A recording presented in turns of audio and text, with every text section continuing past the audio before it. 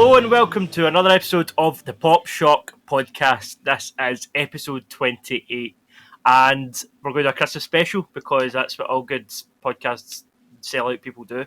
I'm Dan and I'm joined by the glorious, lovely Courtney wearing her new nice jumper that I bought her. And one Jerd Faherty for 2 weeks in a row. We are blessed to have Jerd and his Christmas toys in the background. Just by chance, yeah. It really is. I've got some new ones there to show off. Yeah, so that's why, like, the side, you can't even really see. There was lights on the TV also, but, like, you couldn't see them for some reason. But you can't even see the tree there. That glowy mass is a very, very small tree that somehow costs, like, €15. I was in my sister's house. She just got put the tree up. She said, we should get a Christmas tree. I was like, I don't know. And, like, we got put a real one, like, 2 years ago. For like €40, and it's just sitting in our drive ever since. Like, it's just kind of become a part of the scene. Like, so this thing's only tiny. I had it downstairs. I got like really cheap lights on it, and I have my Storm, which you can't really see, on top of it, and then Juggernaut, and Hulk, and then Spidey. There's a bit of a Spidey in there, and there's a Spidey on top of the TV. I just liked your caption. It was that'll do. Yeah, it technically counts. Yeah, I couldn't like trees. Huh? Oh yeah, you're fucking. I was blown away. I couldn't believe I thought it was like a filter Dan put on his photo. Like, he could just put, because Dan in the group chat sent us a picture of some game he was playing. And I was like, "That's your fucking house." It's insane. You have to put you should throw up a picture here at some point. Yeah, I can almost see the TV past all the decorations if I really squint. I can almost see the huge TV past all the shite that's in the way. Like, I have only of them, so they're like really cheap. It's just like fairy lights and you put batteries in. You've decorated it very nice, babe. Peso. But when the lights are around the TV, I think sometimes depending on, like, I was watching a film and I was about halfway through it and then I got just that bit more tired and then my eyes couldn't focus past the lights at a certain point. I needed that extra bit of brain power to do it. There was one night where you asked me not to put the fireplace lights on. I had a migraine. Yeah. Or a hangover. Well, I wonder why. The hangover. All those migraine-inducing lights. No, they don't. They're nice and they're pretty. Okay. Yeah, she's his greetings and that. Yeah, so we're going to get into the best Christmas movies in this episode. That's why Christmas movie expert Courtney's joining us. But first of all, let's talk about something not very seasonable, a bit grinchy. That is you. Yeah, that's me. No, but Henry Cavill is no longer Superman. Yeah. For those out the loop, James Gunn is kind of taking over and he's planning out a new DC roster, lineup, plans, whatever the hell they're doing. No one knows. But Cavill was recently reintroduced at the end of Black Adam. It was probably the best part of that movie, was seeing Cavill again at the end. And it was a good movie. It was okay. I didn't dislike Black Adam, but the highlight was seeing Cavill again. But they give you it with one hand and they take it away with the other. And now, not even like, was it even 30 days? I know, it seems like a pure. Maybe that was the return policy. It's just the 29th day, like you've 20. Like, if you want it, if you're not happy with this and you want to return it, give us a shout. There will be shipping. I can tell you work in the customer service. So how do we feel about Cavill? Like, how do you feel about Cavill walking away from The Witcher and then now I just have a kind of Superman? feel sorry for him, to be honest. Like, with the post that he put up and everything, you're just kind of like, oh. Like, I honestly don't think I could care any less, but I felt sorry for him. I don't, because he's a millionaire and he's now doing Warhammer. Like, he's already got another franchise apparently. Yeah, but if it's something that you have your heart like that's the part, I guess. Like, everybody says this that's worked with him, and you can kind of see it, feel like the way he talks in social media and stuff. You can tell that he really liked being Superman. Like, he loved playing Superman, and it kind of sucks that he's not able to do that anymore, I guess. But it is what it is. I did say when we spoke a couple of weeks ago, me and Chris did an episode after DC done the previous announcement of their future plans, which obviously is absolutely null and void at this point. But at that stage, I said what they either need to do is commit to the old shit, bring Cavill back, bring Affleck back, whatever, or get rid of everybody and start again. And it sort of seems like they're getting rid of everybody and starting again because Jason Momoa has also basically confirmed that he's done with Aquaman after Aquaman 2, and the rumour is he's coming back to play Lobo. who is an RDT character. Oh, so they've heard your podcast and went, I'm going to do what that guy said. Sure, let's give ourselves more credit. Why not? Sure, James Gunn's a big fan. Hi, James. What I was also wondering is he's also specified that with this whole DC redraft, they're not touching Pattinson's Batman and they're not touching Todd Phillips' Joker. Apparently, those are left alone. Patty Jenkins was also offered to keep going with Wonder Woman with Gal Gadot. However, she turned in a script for Wonder Woman 3, and apparently the studio themselves said it wasn't good enough. James Gunn and Peter Safran also said it wasn't good enough, and she refused to work on another script. She said, you guys just don't understand the character. She pretty much threw her toys at the pram. And then she said, I do quite like this energy though, she sent the head of DC at the time, it was like Walter Madder or someone, she sent one of the executives the Wikipedia definition for story arc, being like, read this is what a story arc looks like. Yeah, I kind of half heard that. So apparently there's some real kind of like bitchiness going on I love that with Wonder Woman 3. Again, though, the part that sucks about that is I like Gal Gadot as Wonder Woman, and if we lose Henry as Superman and her as Wonder Woman, and obviously we don't have Ben Affleck as Batman anymore, it's kind of like, well, it sucks. Like I don't see why they couldn't have done a universe with Henry as Superman and with Gal as Wonder Woman, but they were both like, as a lot of people were saying, like, I'd say, I don't know, like Ben Affleck, whatever, but with Cavill and Gadot, they both had that kind of, you know, as everyone says about them, they have that kind of Christopher Reeves quality about them, where they're kind of a bit larger than life, and they suit those characters very well. Affleck, I think anyone can really work with. You know, Batman's a bit more. Obviously, some people suit it better, but I don't particularly think Affleck was like, oh yeah, he's the absolute best Batman or whatever. I also think that it's kind of nuts that they're doing this Flash movie, which was meant to be the culmination of everything so far. It's maybe Flashpoint restarting the universe. Apparently, Ben Affleck's cameo has been cut, Gal Gadot's cameo has been cut, Henry Cavill's cameo has been cut, and Michael Keaton possibly might be cut for that movie. So it's like all the elements that you had calling back to like Zack Snyder and Tim Burton and everything else is now gone. What is this movie? Like, you've got a lead star who's just absolutely terrorizing Hawaii. You've got all these cameos that would be fan service at least. Even if the movie's shit, you would have some fan service. Is now gone. It's like, what are you doing? Like, it's just how much money's gone into that film that they can't really just go, we can't release.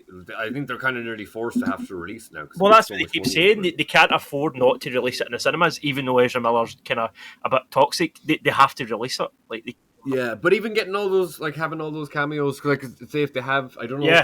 Particularly if Affleck and Keaton were going to appear at the same time, or I don't know of the story.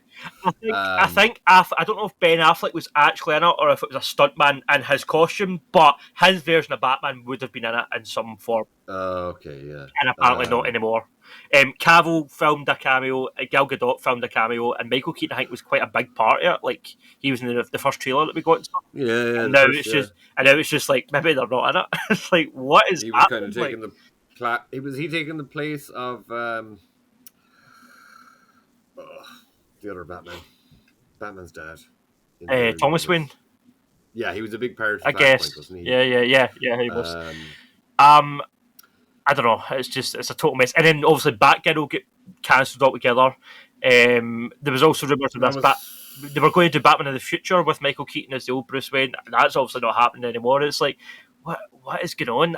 I guess in the new year, I think James Gunn's going to come out and say, listen, this is the plans. These are the new movies, and this is a new cast. I would assume he has said that Superman they will be doing a Superman movie, but it won't be an origin story, and it won't be with Henry Cavill. So it'll be a different actor. It'll be early, and he'll be writing it.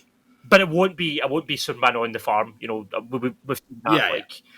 We don't need to see that. And he was even like, so when I heard it first, I was like, what the fuck? Like, cause I don't care. You know, again, I've always kind of bitching about DC, but like, the actions kind of some of it, or the effect of some of it, seeing it play out, is just making me angry. Like, it's not even something that I'm that invested with. Yeah. But like with Cavill, I guess I first thought, like, he's not he was saying in the chat, he's essentially been decapitated in the last couple of films. His body or his suit has shown up a number of times, but it's not him. So he hasn't really been in, like, he's only been an outline, but it's his outline. But I don't think he's been too muddled because he hasn't been in anything in like fucking 5 years. That's continuity wise. Mhm. And can I get this off now? Like, I've definitely showed this off before, but when speaking about my former castmate, okay, very hard to see that. It's very shiny. That's Henry Cavill. That's you and Henry. Right. I was an extra on Tudors for a day. He seemed like a nice guy there. I was talking about it before. He was like, there's the Dublin crest has like, it looks like 3 castles on it, and he was asking crew members about it during the day. He's like, what are the 3 castles? He's like, but he was like, I didn't want to Google it. I wanted to find out off a real person. I ended up Googling it years later, and it's like, it's not actually 3 castles. It actually represents 3 towers of Dublin Castle. But yeah, he hung around, like, so he wouldn't have been as big as a star as Jonathan Rhys-Meyers at the time, and he kind of, nothing against Jonathan Rhys-Meyers, he was, he had his issues at the time, but I didn't see anything in particular that he was acting crazy or anything. But Cavill hung around in between setups to talk to the cast and crew. Yeah, he does seem quite cool that way. Yeah, but he just like, look, that's fucking 10 years ago. For 2 seconds I stood near him, so it's not really an insight. Dan, you what did he something? smell like? Justice, freedom. What was it? You shared, well, it's kind of away from the topic. You shared something that there was like someone from a podcast was talking about. He's supposed to be a bit of a nightmare. So there was unconfirmed. This is it's unofficial, but allegedly on the Witcher set, he was basically taking control away from the writers. He was ignoring showrunners. The showrunners are women, and apparently there was a thing where it was as if he was undermining her and overruling her and everything, and basically acting like he knew the story better than she did, even though it's her show. There's loads of kind of details on that. There was apparently the person on the podcast said that, like, just in the same way as when you're working with a drug addict, Henry's apparently a video game addict. Like, that's all it cares about and all it does. Coming late, and all it talks about, and he turns up late, and like it is like, and also acting like a fucking teenager. I wonder what it's like to live with someone like that. Yeah, I to be honest, now I take that with a pinch of salt unless I heard coming from more than one. Well, that's the thing. Nondescript source. Like, it was someone who allegedly worked on a Netflix show went onto a podcast and said this. So it could be, but like an assault. But allegedly, he's supposed to be kind of a nice guy, like. And I know he seems genuine and nerdy, but like, I guess I don't know. It's when I heard it, I was like, I don't know, like, it's not enough to go on, anyways. Like, apparently, the only other person that was friendly with on set was like an intern who was like into like Warcraft and all that shit that he's into, and he got sacked for being inappropriate towards women. The intern did. Was it a writer? No. I don't know. It was something quite junior, though. It wasn't someone senior. Oh, okay. I didn't realise that. Apparently, people were quite surprised. Like, why is Henry talking to this like intern and stuff? And then it turns out it's because he was in his games and stuff, and that was their. Again, but yeah, so like he's been kind of removed from the films the last while anyway, even though his outline has appeared. So like, I think he could like, and he has that quality about him that he's great casting. But I think they just like, and the more I was thinking of it, then I think they just want to go, look, we can't just keep, like, if we keep one person on, keep another person on, it just makes it messy from the start. Just clean house. Like, it's a brisk kind of, it feels like a big change, but like, it probably is the best thing as opposed to keeping like.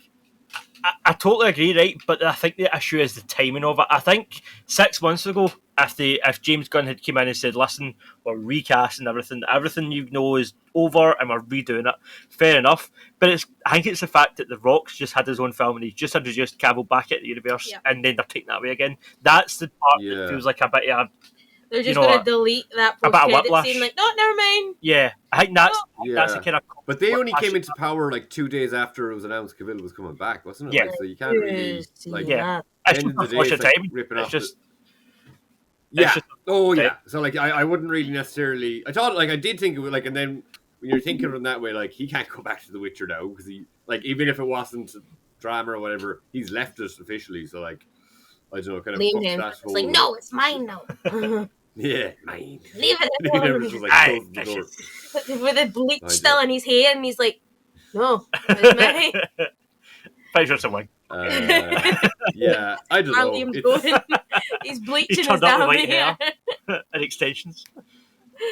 Yeah, like, look, I'd say, I to be honest with you, like, if they're starting absolutely fresh, I could see, but like at the same time, like, what's Cavill now? He's like 40. He's in his 40s now, isn't he? Is he? Is he? See? I think he's old. Yeah, because I think I've seen something about him. I Like, thought because like, late 30s, but I'm not sure.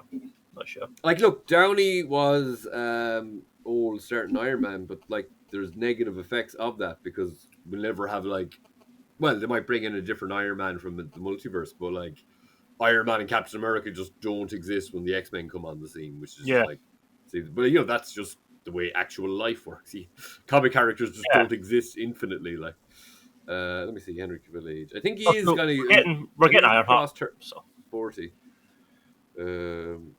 So like they might just be thinking, well, Superman's a character again, like Logan, who doesn't really age. Like he gets to a certain age, but then he just doesn't really age.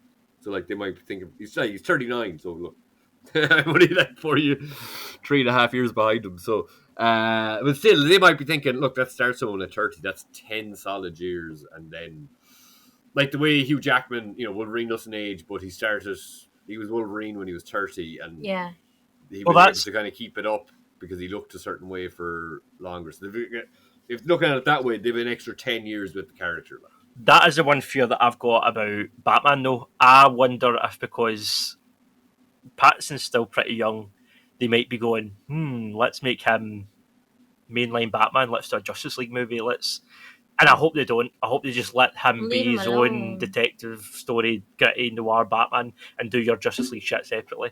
But yeah, I don't know. Just looking at Pattinson, he would be ripe to start a franchise with. Do you know what I mean? He's a big star. He's young. He still seems like he's into the role. It doesn't seem like he's only done one movie, so he's no sick yet. You know, it seems ripe to hang a franchise on that. But I hope they don't, because I feel like it's maybe less special.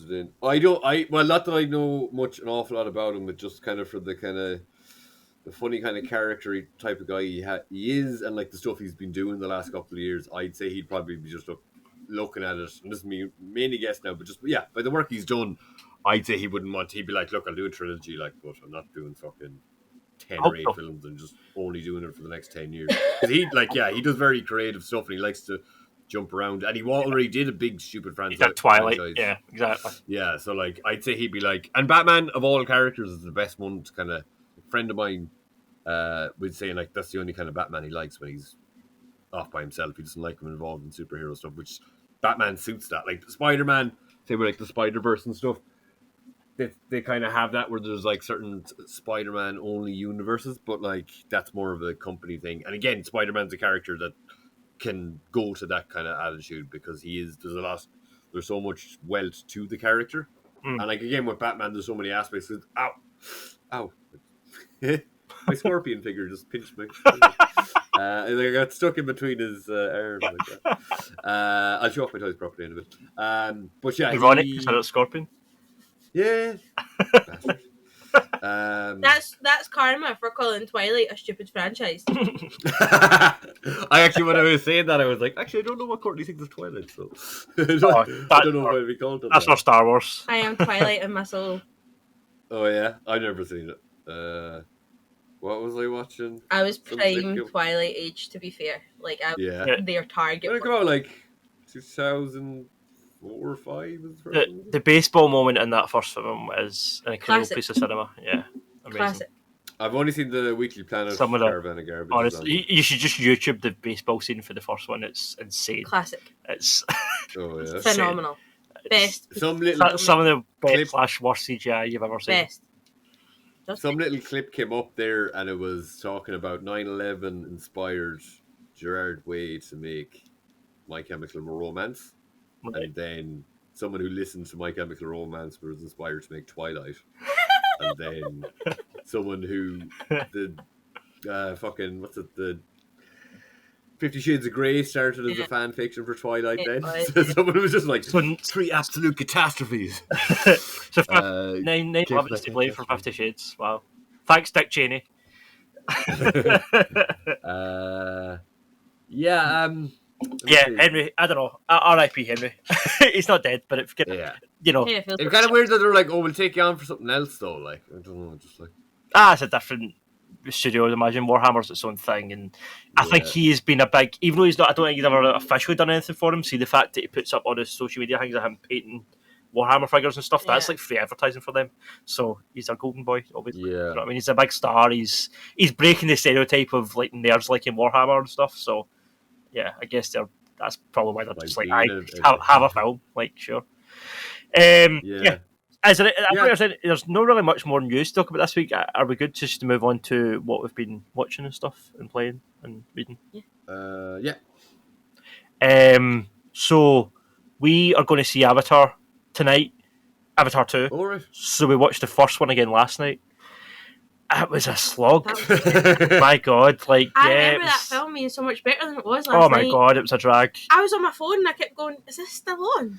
It was, yeah, really. I'm not looking it forward to struggled. going to sit in the cinema for 4 hours. I hope the tonight. sequel's better. The first one, I really struggled to maintain interest the whole way through, and the fact that in my mind, even though it was a movie for 2009, it looked photorealistic. Revisiting it in 2022, it doesn't look photorealistic. Particularly the moments that really stand out are when you've got a real character, a real actor with a CGI background behind them.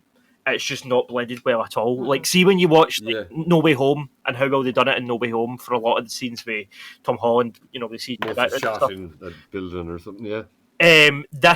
This is like just night and day for that. This feels more like, remember that moment in Avengers Infinity War when Mark, what's his name, Hulk, Ruffalo is in the Hulkbuster, and he just looks like a floating head. The head is floating. Yeah. This is more along those lines, but even worse, even more obvious. Yeah, do you know what I mean? It wasn't just I know. it wasn't. Too. That, I think I must have only seen really- it the first time, and that was it.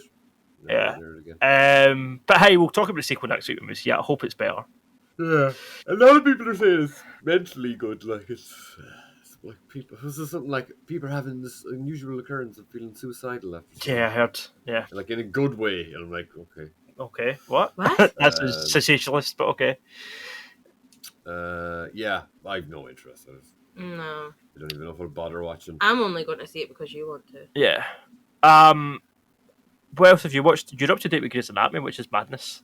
How do you get up to date with Grey's Anatomy? Like, she's watched every episode. It's To insane. be fair, this How many seasons is it? 90. About a million?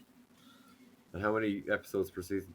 Oh. 110? I don't know. Like- No, maybe like 30-ish, like 20 odds. Jesus. And how long an episode? 45 minutes. Fuck. That's crazy. But this season, I mean, Grey's Anatomy have always done quite a good job of focusing on issues that's happening in the world round about their episodes. And this season's kind of no different. So this season they cover the Roe versus Wade. Okay, so I didn't even And realize. I've known nothing about it really. It was like. Okay, I guess must have started a couple of years after ER, but it's kind of filling that Yeah. That's what it is. It's medical thing. like, as I says to Daniel, it's the most successful. 408 episodes. Yeah. Oh yeah, their 400th episode was really good actually. 408 episodes. They played chasing cars at the end and stuff. It was very, very reminiscent.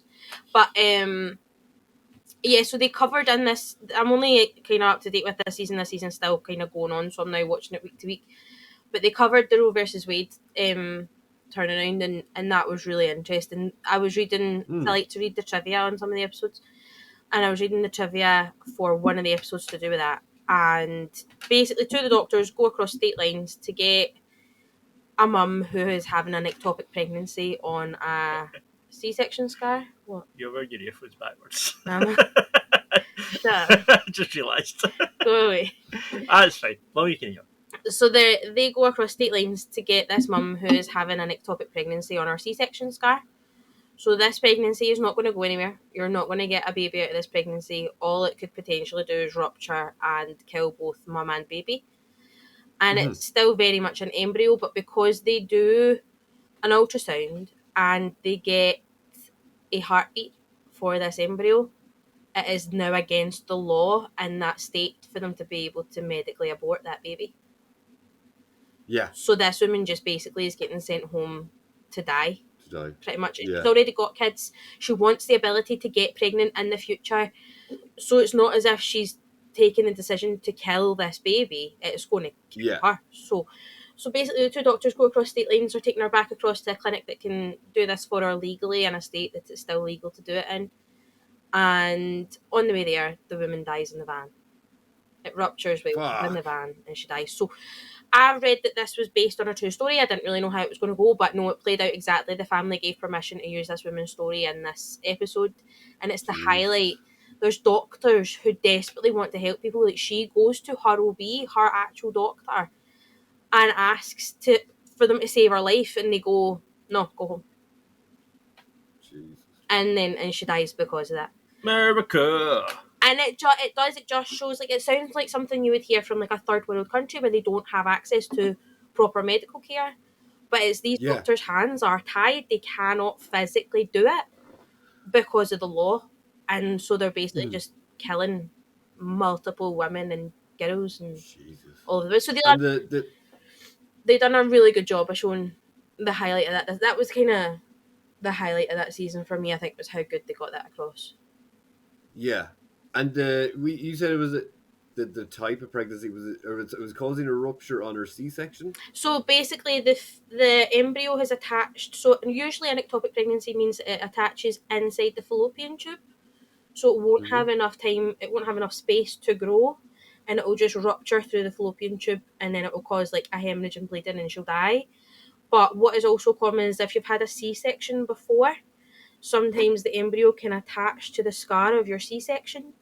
So then it's not getting the nutrients that it needs to form a proper human baby. The scar tissue would prevent it. So that's the two ways. If it goes to the fallopian tube or it goes to like a C-section scar, or sometimes if people have had a transplant or something, or any sort of kind of lower abdominal surgery or scar, it can attach to that instead of the uterus where it would need to be. And so if it attaches to the C-section scar or it develops inside the fallopian tube, is there a name in particular for that type of? Are they both categorized under the same? Pregnancy. They're both ectopic. Yeah, okay, both of them. With the uterus. So I have a basic understanding of what a C-section is. So when you said that first, I was like, is the C-section actually a section of the body? No, they're super common, but also super dangerous pregnancies, and the fact that it's now a law there that you can't fix that, prevent it, or it's fucking crazy, insane. The amount of women that will kill is just mind blowing. It's insane. And is this, like, I guess from not knowing anything about Grey's Anatomy generally, is there, or from the distance of what I know of it, is it a little bit over melodramatic at times too? Totally. Or yeah, absolutely. It's a soap opera. Really. Yeah, it's the most successful soap opera in the world. It's most dramatic. Okay, so it would be kind of like some of the storylines to an extent might be a little bit like what you might get in EastEnders. Oh yeah, definitely. Yeah, I mean, so it is. When it comes to stories like that, because they've done a couple of things where it's been true stories that have been given to the show. Yeah. They try and keep that as true to form as possible. And then, like, the next episode, there was a lightning storm and about 8 million people get struck by lightning, and it's like people with burns and scars and very So you've got like kind of the two sides of the coin, and it's quite. That's interesting. So one episode could be like very just like at the end of the day, I guess the way I'd kind of see theater is like you've got a script, you're performing it, that's it. Yeah. Like, so even though I was talking to someone like when a customer was talking to work the last day, I was like, when we were younger, we like in Ireland we had like RT1, RT2, BBC One, BBC Two, maybe I think we got like 2 extra Irish channels, and then we had UTV, I think, on Channel 4, like, so yeah, I think we had them, which I'm sure you maybe had different sections on top of that. Yeah. But with EastEnders too, like, there was elements of, sometimes they just would write and perform something very well, like, and it'd be kind of removed from some of the more silly or kind of convoluted stuff. I think there was one of the, you'll remember them if you ever watched it, there was first, it was an older gentleman. He was friends with Jim Brannon, black guy, and then he has 2 sons who were like, I think they were twin. One was a doctor, one was like a bit of a crook. I never remember them 2. Oh, really? Okay. Very quickly, then there's a bit. I don't remember. There's a bit in one episode where there was like, I think it was the same thing, but in Ireland they're very common, potentially in Scotland too, where there's like it's like a picture of Jesus, but then there's like a red glowing light candle in front of him. Yeah. So I think your man. So one fellow was a doctor. One of your man's sons was a doctor, and I think he might have just. I think he might have had a relationship with Cat Slater's daughter, but then anyway, his brother was involved in crime, and he had done something, and basically he knew they were coming to kill him. And actually, now that I think of it, there might be an element of it in a particular Irish play too, which I did, but I think it's a Shakespeare thing originally, where he just keeps seeing the light of the Jesus thing, and he's like covering it up and stuff. And I think he might kind of like they work in a bit of a kind of a Shakespearean quote into it or something. But yeah, like, just something that like maybe from the outside people go, oh, so, but then if it's interesting if this show has that kind of thing where they will continually bring in real life stories. Yeah, they do that quite, and they do a good balance because it is still meant to be entertainment at the end of the day. So that one episode you had that horrific thing with the mum passing away, but then in the episode before, I think it was, they had a bunch of teenagers come in so that they could film sex education videos so they could try and prevent accidental pregnancies and things. And that was hilarious. Like, that was a really funny episode. So you had the kind of tongue-in-cheek, like, funny element, but then they also brought in the more serious, genuinely, this is what could happen to the world element as well. So they do the balance quite well. And, because you're kind of you're just using that as, like, this is what it normally is, but we can make it be this. It's kind of you can alter it. Like, because I guess any kind of media really, like, they switch between some are more comedic or dramatic or whatever, and they kind of move around. But I guess maybe some art forms or some particular shows or series just don't. They're like, no, this is what we do. This is what we do every time. I have also been reading Stephen King's The Outsider last couple of weeks, which is great. That's also a TV show, and shamefully I saw the TV show before I read the book, but the TV show's brilliant. The TV show's very, very good. It's got Paddy Considine and stuff in it, and it's very good. It's very weird. Ben Mendelsohn. Is he playing an American? Yeah. Okay. Yeah. The show's good. So you've got Paddy Considine, you've got Jason Bateman, you've got Cynthia Erivo. They're all in it, and it's very interesting. It's a really good, messed up Stephen King TV show, but it's really well made. And then the book. Oh, the book is from like the 80s, is it? Yeah. Oh, was it? I'm pretty sure. Yeah. Oh, I thought it was no, they re-up it for the. Right. No, did they? No, I don't. The Outsiders or The Outsider? The Outsider. Because they do mention phones in it, so maybe not. Actually, no, definitely not. I'm not sure. I just assumed it was way. It's a really good read. I'm totally engrossed in it, even though I've watched the TV show. It's slightly different, and the way that it's written is really interesting. Because you'll have sections where it's the action of what's going on, like there and then, so like the arrest and different things happening, interspersed with different interviews that police are having with different like witnesses or people in the town, and the way that it's kind of blended together, I'm really enjoying it. You struggled with the child murder stuff at the start, but once you get by that, it's a wee boy in this small town gets murdered, and it's very graphic, extremely graphic, and very gruesome. But once you kind of get past that section, it starts to get very, very good. And I'm not even in the media part of it yet. Is it supernatural? Yeah. You don't really know that at first, but yeah, it gets supernatural as you get on. That's very interesting. I guess I don't really. I've never read any Stephen King. Oh, I love Stephen King. What books have you read of his? Oh God, what have I got there? Misery. What else is here? Mr. Mercedes. What's that blue one? That's Mr. Mercedes. Yeah. Yeah. What else have I got there? Have you got The Shining? Did I buy you The Shining? No, I don't have the book of The Shining. I've got The Outsider. I've got. I can't remember them all. They're all up there. I loved reading Misery. That was great fun. Was it that much of a different experience to the film? No.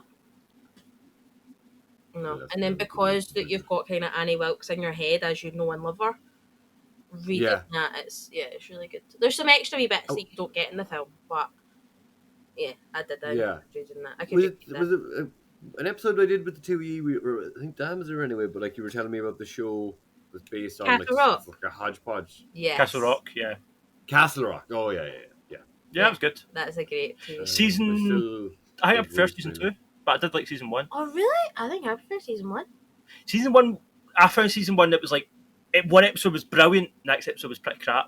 Next episode was brilliant, next episode was kind of crap. I was very up and down for me, whereas the second season, I think was more consistent, was just kind of good across the board. Whereas the first season, there was some shit episodes and some really good episodes, so there are kind of peaks and troughs. But it's an interesting show. I like it. Yeah, and even like that, the outsider there, like just looking at the cast, fucking mental. And like, is Paddy Considine the main guy? I'd say either Mendelsohn or... Yeah, because I don't even think he mentioned Mendelsohn there, and then I was like, fucking hell. And then probably like, when you're looking at it on Wikipedia, you actually have to go to the see more part to see Paddy Considine as cast. He is an interesting character. It gets to be a bigger character in it the further we go in. He's also quite... Yeah, he's not even in... Oh, he is, sorry. He is in the main part, yeah, he is. Anything else? Yeah, he's very different. I mean, Paddy Considine is a diverse actor, but he's not even in the book yet. Oh, really? Not even in the book yet, and that's how standout of a character he is in the TV show for me. Yeah. Okay, yeah. Would Ben Mendelsohn also be kind of a lead too? Yeah. Yeah, I'd say he's probably the lead. Nathan Bateman's like he's a detective, right? As well. Yeah, yes. Mendelsohn, yeah. Well, even looking here, like, say, there's a list of 1, 2, 3, 4, 5, 6, 7, 8, 9, 10. There's 10, and like Constantine's like number 6 listed here. Which, you know, that's maybe just... well, it kind of seems like, I think, even though it's Wikipedia, I think they normally kind of align it to billing. Well, I guess, you know, you always get those films where it's like on the poster, it's got the actual lead actor is like the last name you see. Yeah. Depends on if you know them. Yeah, it's interesting. Like, even this, like, that's the second time now I've heard of some, like, Stephen King TV show that I just never heard of before. Oh, yeah, worth a watch. There's been a lot of good adaptation recently. Mr. Mercedes was good. That was brilliant. Oh, yeah? What is Brendan Gleeson in that? Yeah, that's one of Brendan Gleeson, yeah. Yeah, he's great. Yeah, he's great in it. And the boy who plays Thingy. Who plays a baddie? Yeah. I can't remember his name. But he's in the one with Billy Piper that you watched. He was Frankenstein. With Billy Piper? Is she in it? The one with the show. Penny Dreadful. Penny Dreadful. Is Billy Piper in Penny Dreadful? Billy Piper not in it, no? I don't think so. Oh, okay. Yeah, she was, yeah. Yeah, was she? Billy Piper, yeah. I only watched Penny Dreadful, yeah. Because I tried to watch that. I used to know someone. Well, I still know them, but I know someone who worked on it in the production, and I started it. And when I watch shows, I normally like to eat, and I think particularly at the time I was eating like a pasta thing, and then specifically Billy Piper. I think she was like riding Dorian Gray. But she had emphysema. She was coughing up blood, and I just like I can't watch this. When I saw that, like the sex had no problem with it. It was just the coughing up blood. I was like, okay, I can't. Yeah, but he's Frankenstein. The baddie in Mr. Mercedes is Frankenstein and Penny Dreadful. Penny Dreadful. Harry Treadway. He's also the guy who played the Prime Minister in the fucking the pig thing. In Black Mirror. That's him from Men. That's in Bond. What's his name? Is he not Frankenstein and something else, though, then? Possibly. Yes. I think he is. Yes, actually, He was Frankenstein Rory in the miniseries, I think. Kinnear? Rory, is that his name? Rory Kinnear? Let's stop. Yeah, he was the guy who was in Men, I think. Yeah. He is. The one where he plays all the... I seen another... I just seen a... Harry Treadway, yeah, I was right. I just seen a still of... I think it's the woman, I can't remember her name, but she's is it Rooney, the Vardy, Rooney Vardy thing? No.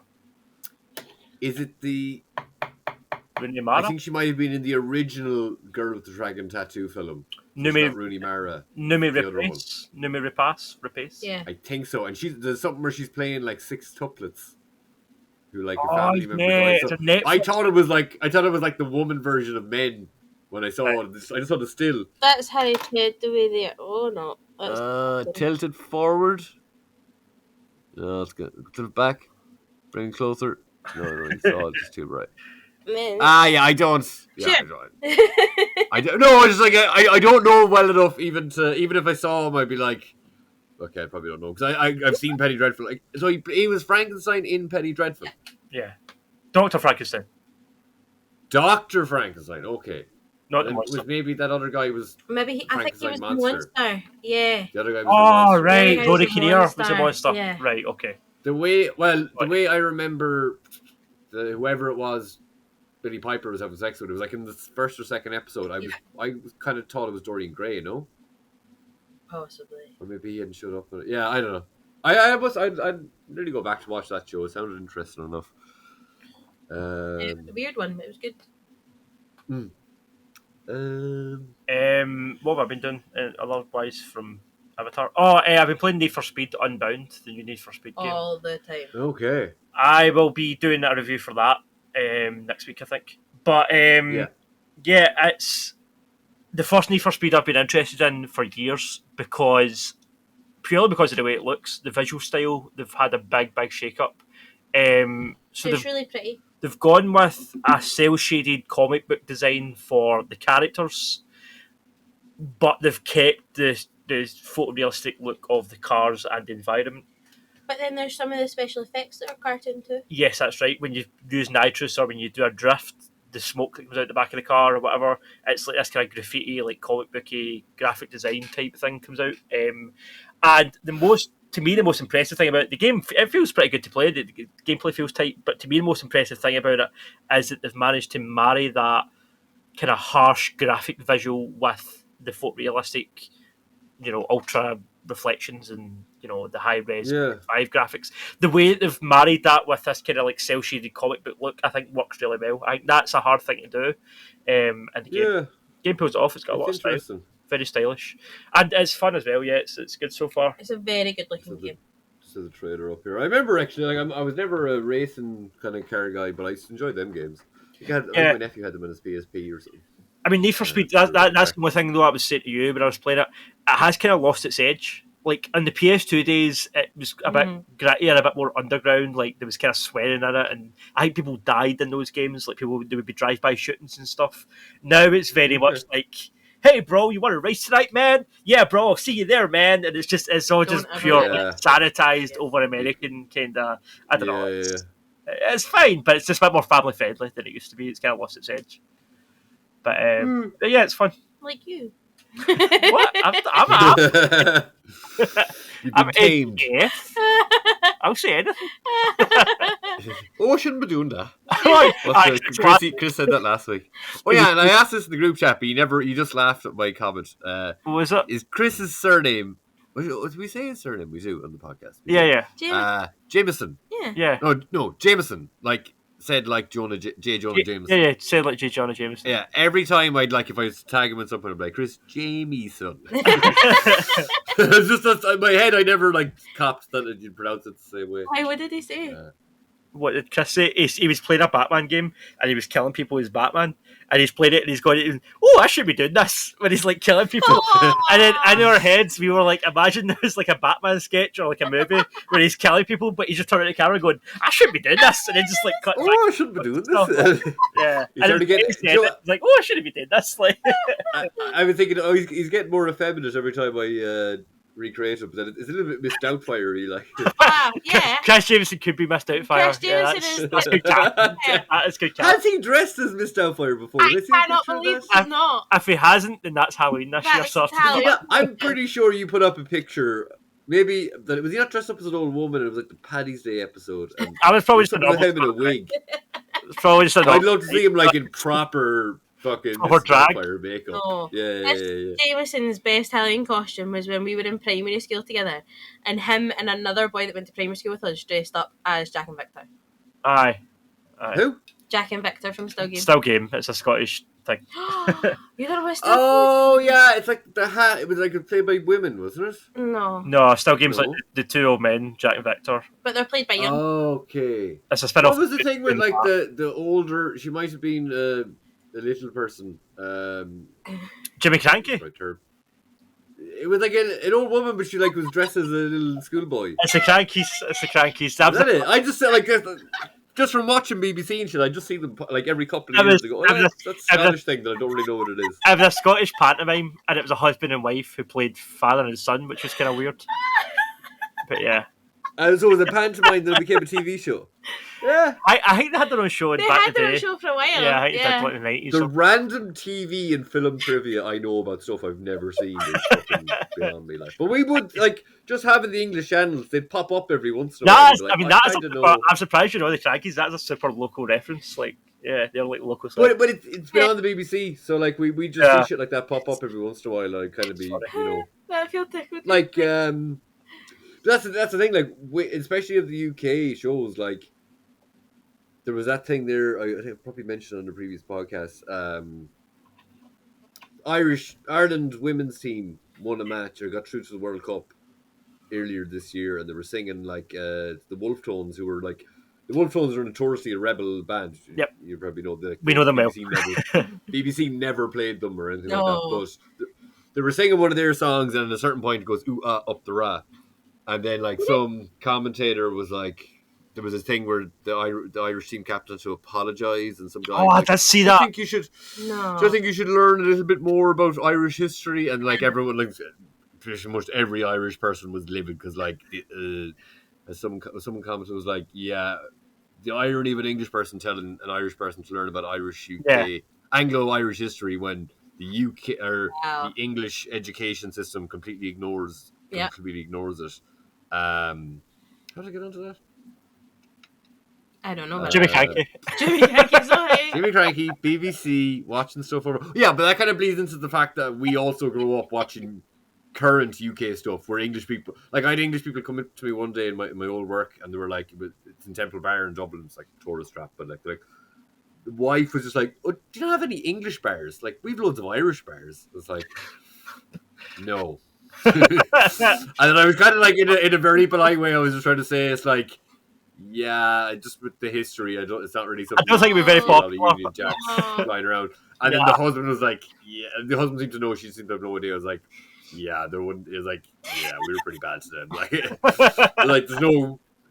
We do have Weatherspoons now and stuff, but it's not. I haven't been in any of them here, but I can't imagine they're draped in Union Jacks as they are in the UK. Like, but so, that's funny. Yeah. We'll still watch all of the football from over there. Like have wear those jerseys, but Is it else you've been on, Jerd? And else you've been watching or playing? Or? I can give you a little teaser there, but I got some kind of grails for my action figure collection. So I got a Scorpion.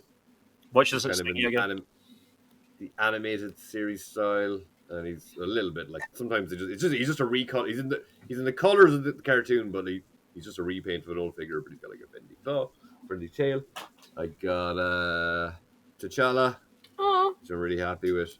It's like, I was nearly going to get the Chadwick Boseman one, but I just love the simple, like for most characters, I just try and get the simplest version of the costume. And this guy came with a cape, and I took it off straight away, because I'm like, no. Jump around. And then, this one I'm really, really, really, really, really, really happy with, which I didn't think I was. And teenage me, or not even teenage me, child me would be kind of surprised by how stoked I am about this. I now actually have more Cyclopses than I have Wolverines, but I have this absolute beaut. Wow! So it's a Cyclops, and it's on a new figure. So actually, it's like a yellow ass. Him and the Black Panther are actually on this new mold, which has been reintroduced. So, they give them good bums. Yeah, big chunky boys. Let me see. So the original, where's the other one here? One of the most popular molds so what happens is they'll bring out a certain mold. Actually, let's just compare them. They'll bring out a certain mold for one character, and it's then referred to as that mold. So this Cyclops is on what's called the Bucky mold. They made a Bucky, they gave him this body, and then every other character had this. But now he's been kind of like this new.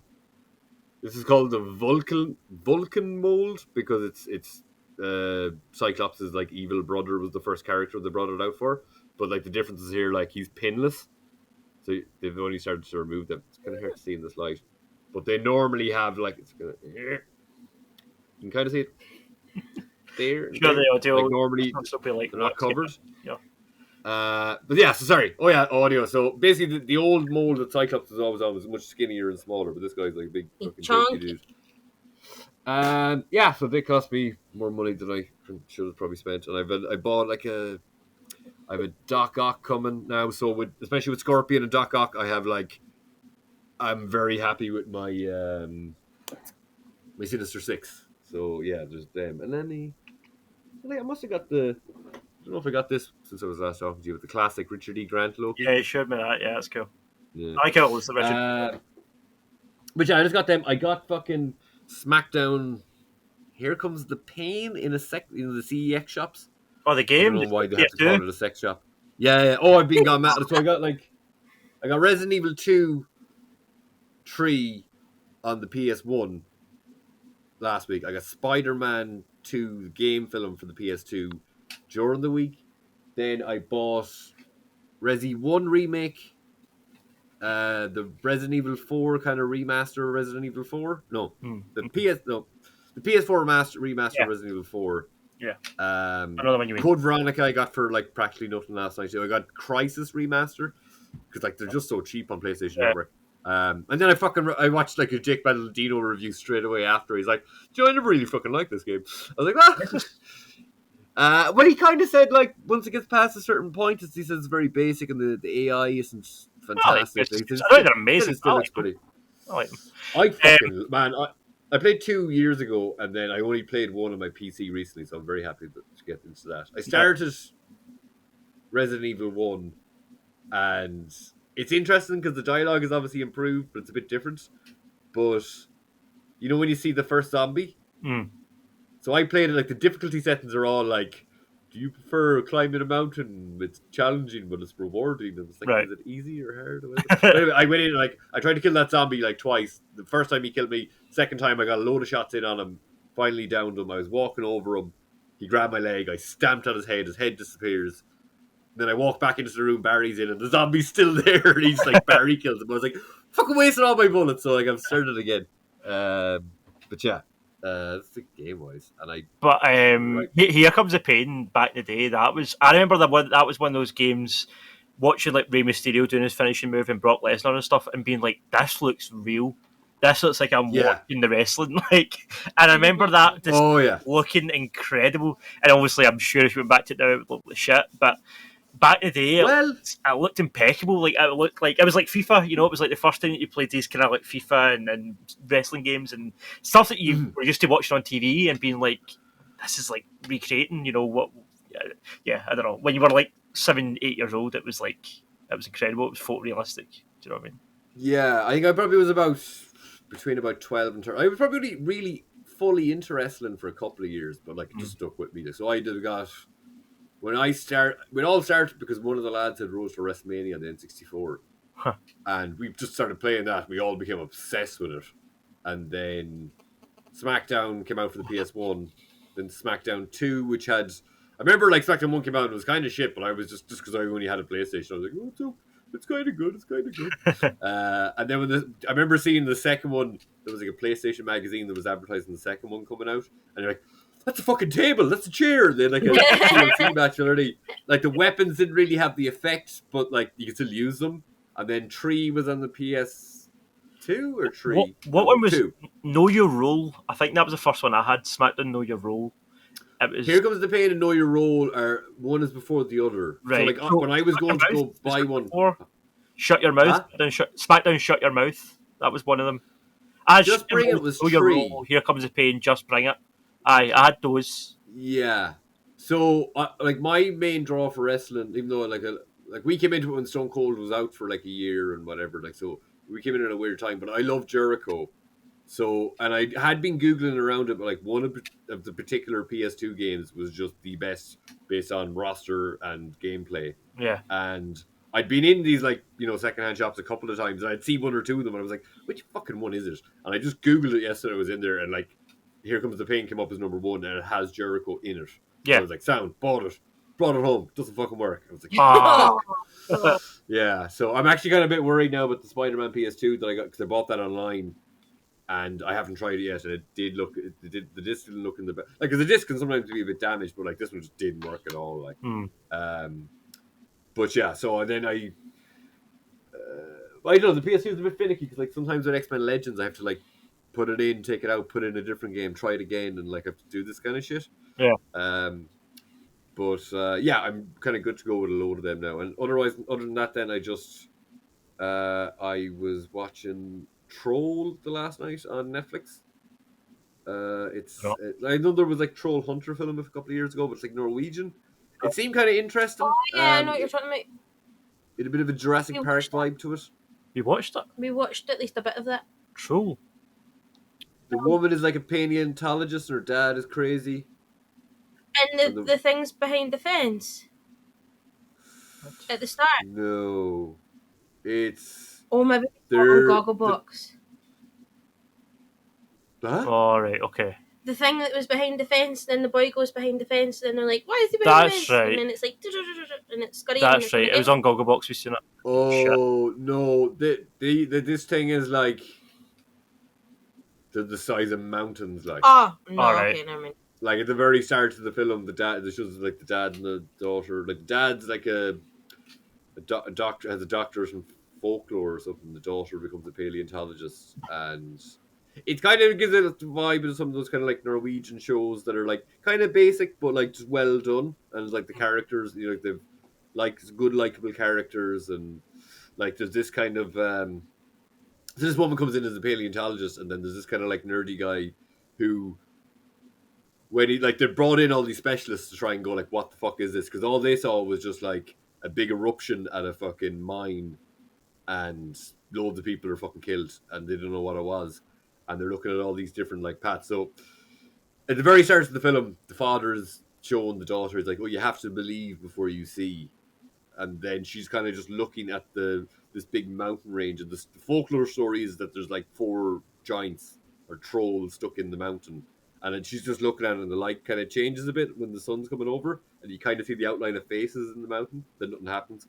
But when she's brought in as one of the specialists, she's brought in as this kind of like nerdy guy who's like the prime minister's aide, and he's walking past one of the kind of like special people, like, you know, on the fucking computers or whatever, and like he just gives her this Star Trek salute as he's walking past while he's leading in the paleontologist.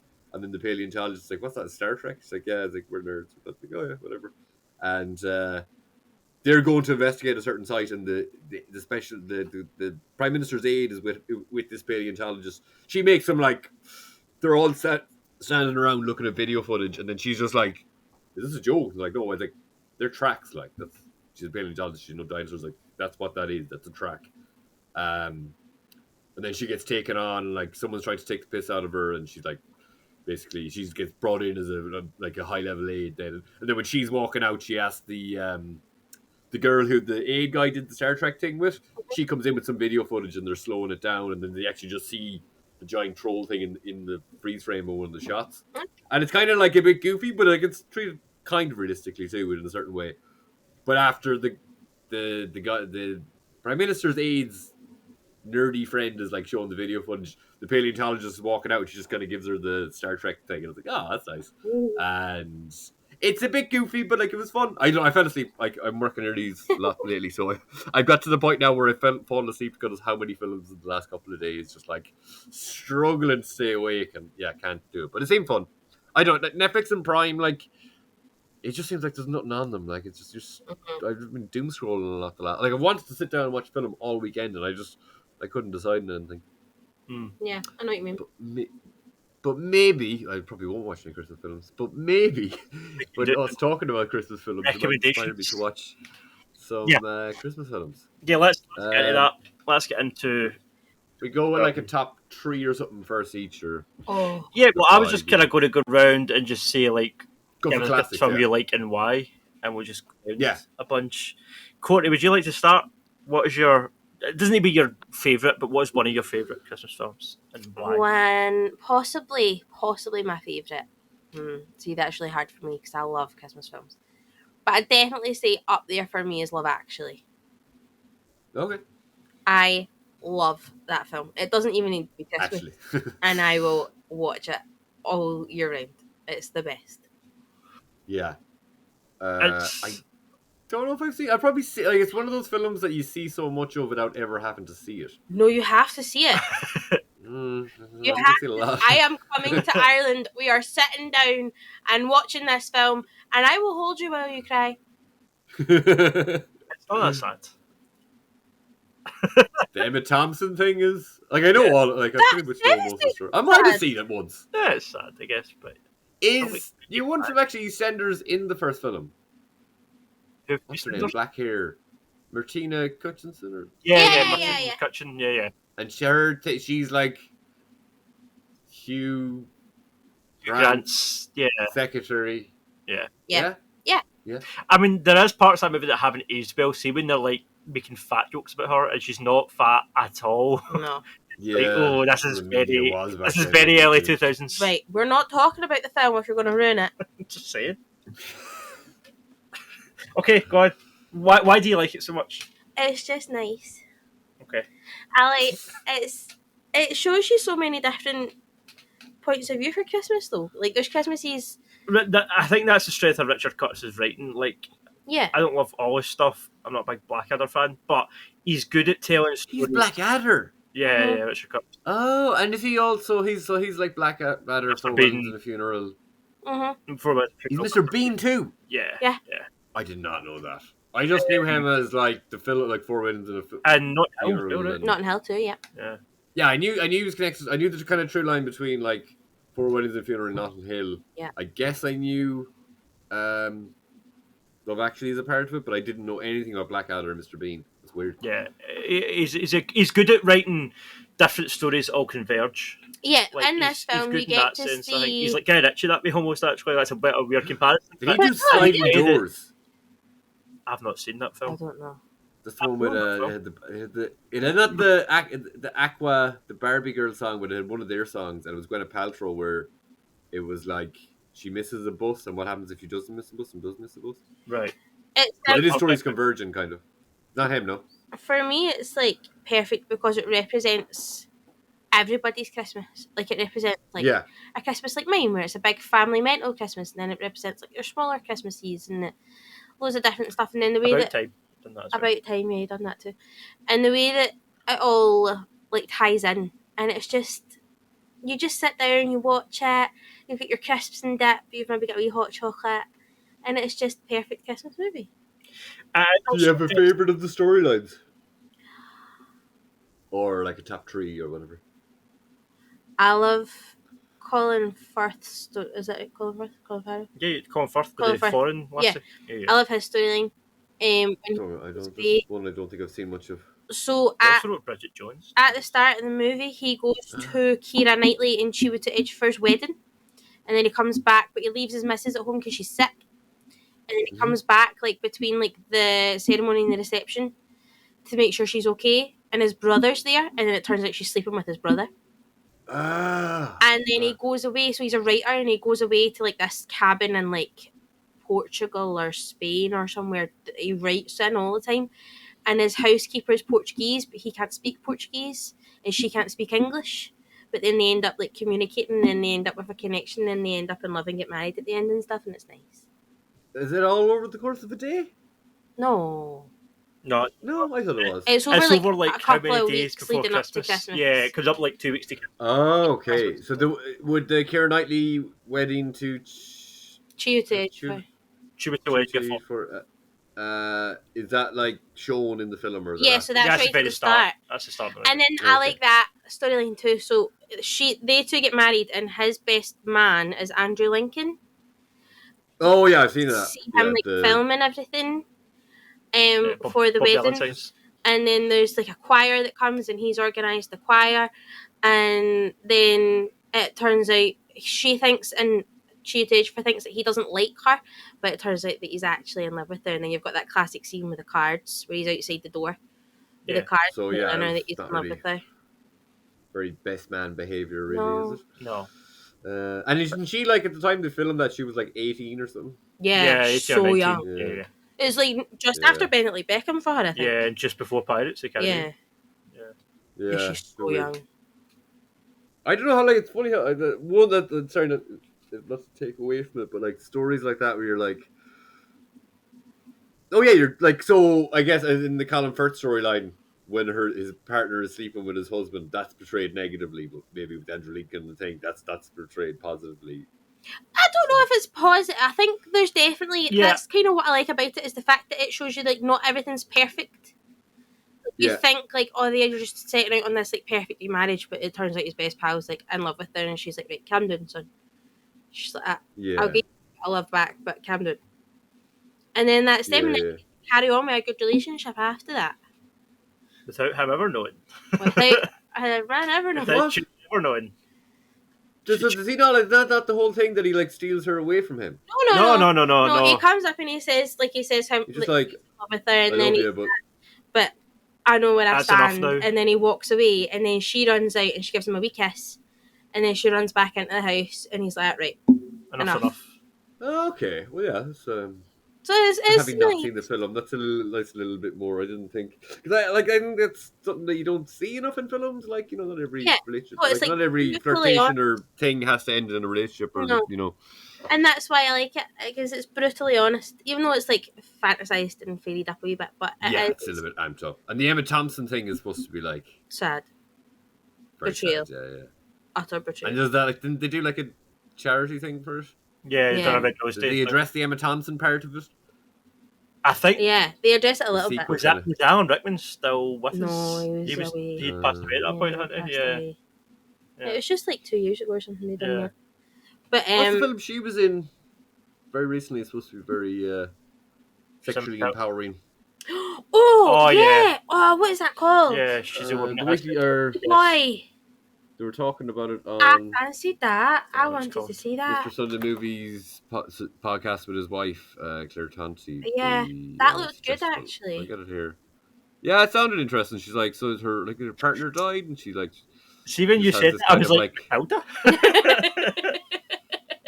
think it's like her partner died, and she has this kind of list of sexual things she wants to do with a sex worker. They've really changed Matilda over the years. Emancipation? No, it was like... No, that's a Will Smith thing. It was something... It wasn't like... You're a good man, Charlie Brown. Good luck to you, Leo Grande. Good luck to you, Leo Grande. Ah, yeah. Yeah. Have you ever tried... Actually, Leo Grande. Have you ever tried the Suggestible, Courtney? The Weekly Planet kind of spin-off? No.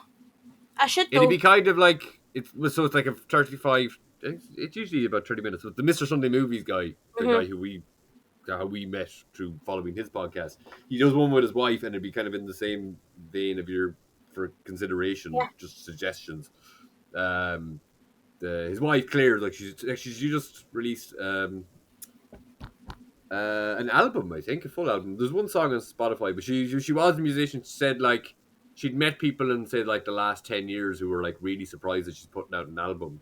And she's like, she kind of felt it was a bit like, but that's my whole thing. I love music. And they're like, but she just hadn't done something. And like, she's just been busy and just hadn't been doing it. I might kind of feel that I had to change my Instagram handle the last day because like I had it down as occasional filmmaker. I'm like, I'm not even occasional anymore. Like, it's been 5 years since I shot anything. I'll make a film.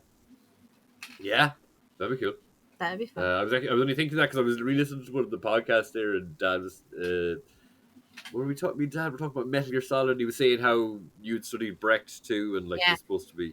And after I bring up the Brecht Metal Gear Solid is supposed to be Brechtian, we just figured out I don't know what Brechtian means. I couldn't relate it to the metal. I was like, but all I know is like they might just read the script on stage. The out of continuity thing. Whenever I describe Metal Gear Solid. Damage. That's the thing. Yeah, so I don't think all I could remember was sometimes they'd bring the script on stage, or they wouldn't actually be performing it; they'd just be reading it, or they might have dialogue on a big sign or something. Yeah, there's that's why I like Brecht so much because he's probably my favourite practitioner. But there's so many. Love Actually is very Brechtian as well, actually.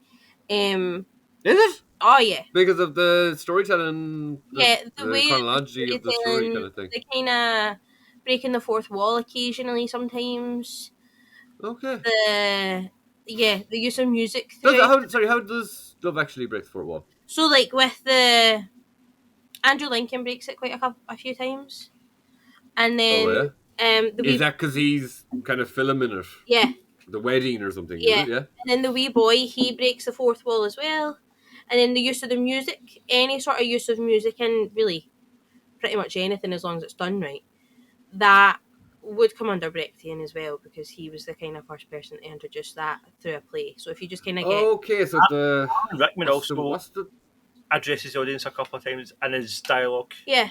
Inadvertently. Yeah. Like, he says things that's for his benefit rather than for the kids in the movie's benefit. Yeah, that's very Brechtian. Yeah. So what's the thing? Looking at it on a stage, So like Hamilton is a very good like mainstream version of like a Brechtian show because they use the actors as set and they use the actors to move set in a stylish way that looks like it's supposed to happen, but it's really just so that they don't have to use crew. Oh, okay. So like in Hamilton, where the world turns upside down and then all the cast then lift chairs above their heads and it's all in slow motion. And they are moving the set off and onto the stage. That's very Brechtian. I mean, I'm not sure Hamilton's a Christmas thing, but sure. No, but we're talking about Brechtian things. Yeah, we sidetrack. Yeah. Yeah. I probably still won't watch it. Love Actually. Yes, I think when I was younger, I watched too many of those types of films when I was younger, and I kind of just like. Well, that's what I was going to say about Love Actually. That's the weird thing about like its legacy. See all that shit you got afterwards, like New Year's Day, and there was like a bunch of them for like every holiday. It was like Valentine's Day, New Year's Day. Yeah. They were all like spin-offs of Love Actually. I guess. And it was weird. Really, they were all like American and shit. And they were trying. I don't think they were necessarily spin-offs, but they were capitalized on that type of movie. Like, yeah, totally. Yeah. I guess though you can't like if a certain film starts something, it's kind of hard to put the. Well, it's easy to do, but like I guess it's not really fair to put that as a negative towards the film itself. You know, like the Matrix stuff, like Matrix stuff. The whole Matrix aesthetic became fucking sickening, but like you wouldn't really hold that against the Matrix and stuff. I've always heard About Time is very good. It's we've not seen the full thing, but what we've seen of it is good. I like it. Have you not seen it all the way through? No, we've not seen it all. We watched it in that hotel once, but we didn't watch it all the way through.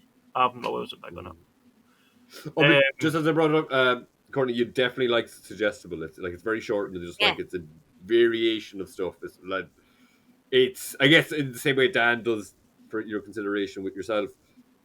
You won't get much superhero stuff creeping into it at all. It's more kind of like books and music and sometimes recipes and it's funny too, like because sometimes Claire will like read a poem and then like one time I think James brought in one poem and she's like, yeah, I fucking told you that poem. That's how you do it. He's like, all right, yeah.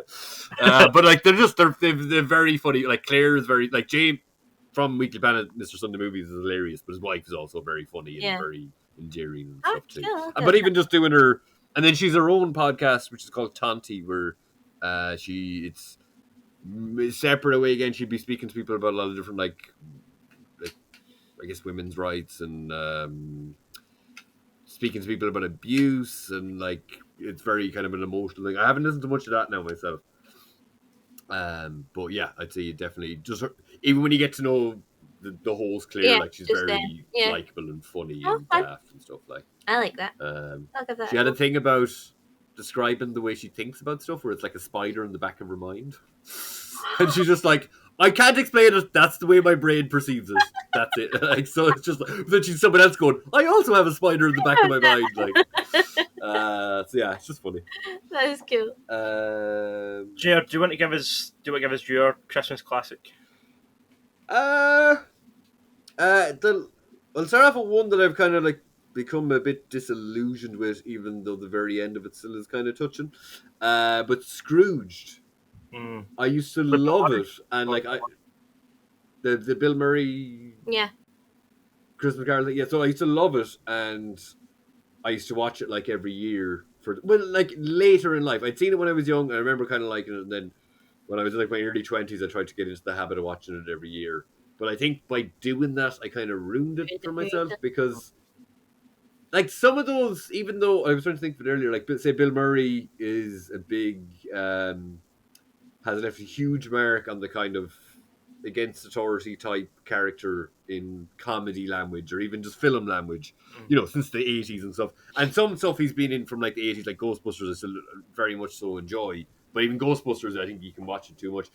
I just think the humor of back then, not that everything wasn't funny and you can't find stuff from back then that is funny, but a lot of those 80s films, if you put them under too much viewing, like I don't think they hold up. And I've gotten into rewatching films that are older, but like I loved watching it the last couple of years, but I've kind of kilted on myself. Yeah, I know what you mean. It would have been one of my like I was to go back through my Facebook, the amount of times you see a screen grab me watching Scrooge over the years. I was just like, I think I've ruined it on myself now. That it's just like, it's not hilarious. Like it's a good story, but it's not like, I don't know. I wonder if I think I the seen it Muppets once version when might I be. was young. Yeah, it's not one that I watch every year, but I don't remember it. Yeah. I remember like a lot of the three ghosts and stuff are done in such a way in it that I always remember them from growing up, even maybe never watching it after with like coming out of it with like a full memory of like most films, you know, in particular films. I don't really feel like I know them until I have a working memory of specific scenes in them, and I'm not just like, oh yeah, I saw it a load of times when I was a kid, but I can't really remember. Like, not that you have to know every scene and every way they come in, but like to have no sense of it. Like, so I know it quite well. I still think it's quite good. If you haven't seen it, or if you haven't seen it in a long time, I'd say give it a watch. But I definitely watch it instead. Yeah. What about you? What's yours? I'm going to take Home Alone because Home Alone's one that, while we're talking about ones that you've seen a million times, I still don't get sick of it. Like I still laugh when Joe Pesci burns his head and when Marv gets electrocuted in the second one. Yeah.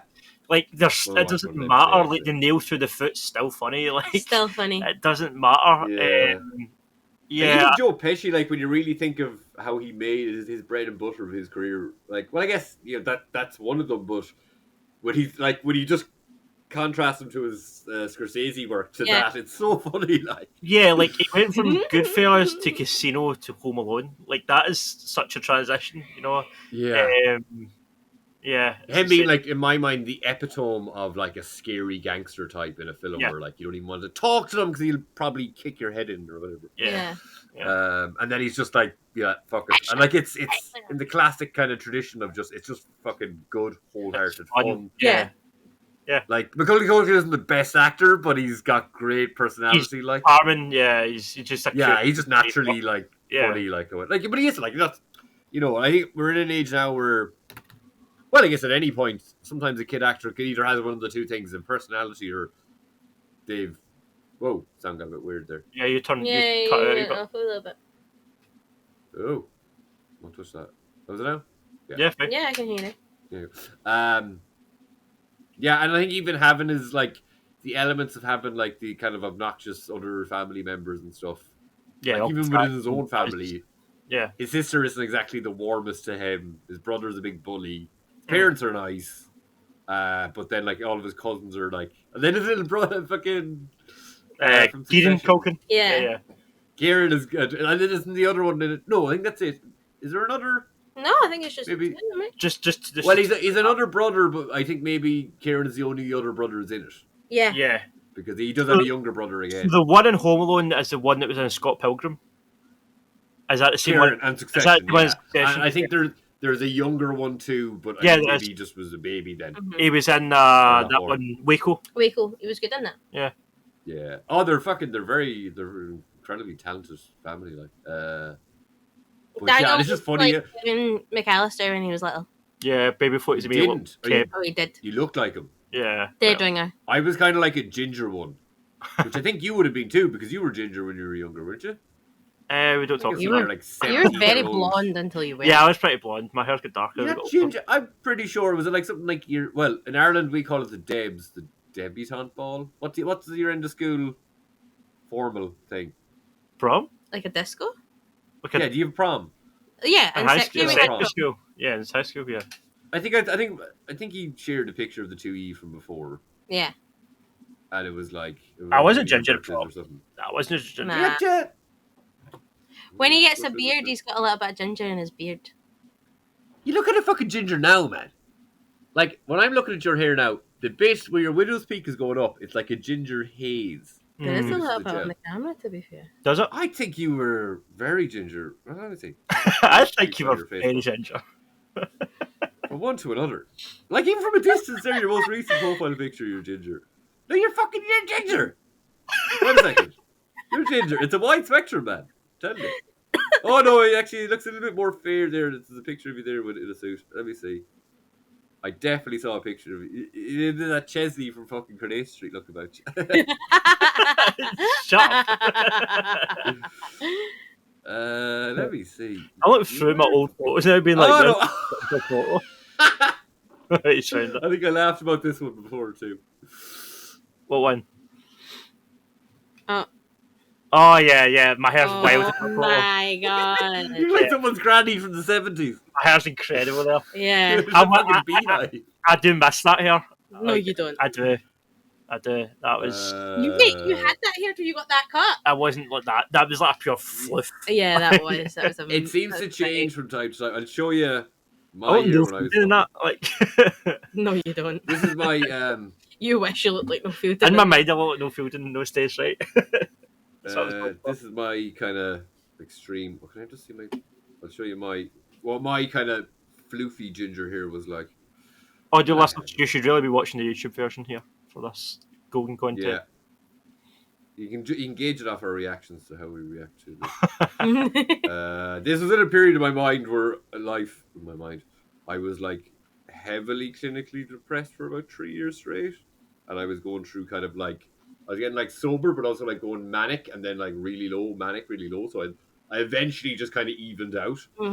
But this is a period where I was sober, and it's actually where I got my beard from. It's my beard origin story, because I didn't have it. I stopped shaving. And like, I kind of groomed a little bit, but I used to just have this messy thing. But I let my hair grow out like fucking... I want to see what I want to see homeless Jerd. How many years ago is this? This profile picture is from 2011. Right. Okay. Oh wow! You look like someone. Who does he look like? You look like look like Gary Oldman and the Sex Pistols movie. Wait a minute. Weird. What's it called? I actually like that picture of me. But yeah, I used to kind of just spike it up like crazy. I used to just go. Sid and Nancy. That kind of shit. I got my timing. I think I kind of maybe knew I was going to be bald someday, so I let it go. I remember even like bumping into someone from my hometown when the lads used to hang around when I was a teenager, pure kind of Castle Bar head. Like, man, your fucking hair is crazy, man. But it was. I just kind of stopped. Yeah. And I've some mad pictures where it's just flu, because it was always light here, so it'd be very floofy and stuff. I'd have to put a crazy amount of product into it. No, I didn't. I've never had a ginger face. I want a ginger face. I was blonde. Yeah. I was very blonde. When you were like young. What? No. Oh my god. The guy that played Johnny Rotten, Graham Fletcher Cook, and Sid and Nancy. That's what that reminded me of there. I found it. So not Gary Oldman. No, not Gary Oldman. He was Sid Vicious. The guy that played Are you Johnny not going to show him it? I'll put it in the chat. Oh, in the chat. Yeah. This is big good energy in this photo. I'll see if I can show it on the camera, but I don't know if it'll show up on my phone. But... Do you have a photo of me blonde? Still going to show up, sort of. It is. Kind of. That is way more cartoonish here than I thought it was going to be. That's fucking hilarious. I thought I was like, oh, cool, I was like Gary Oldman. Yeah, not wrong.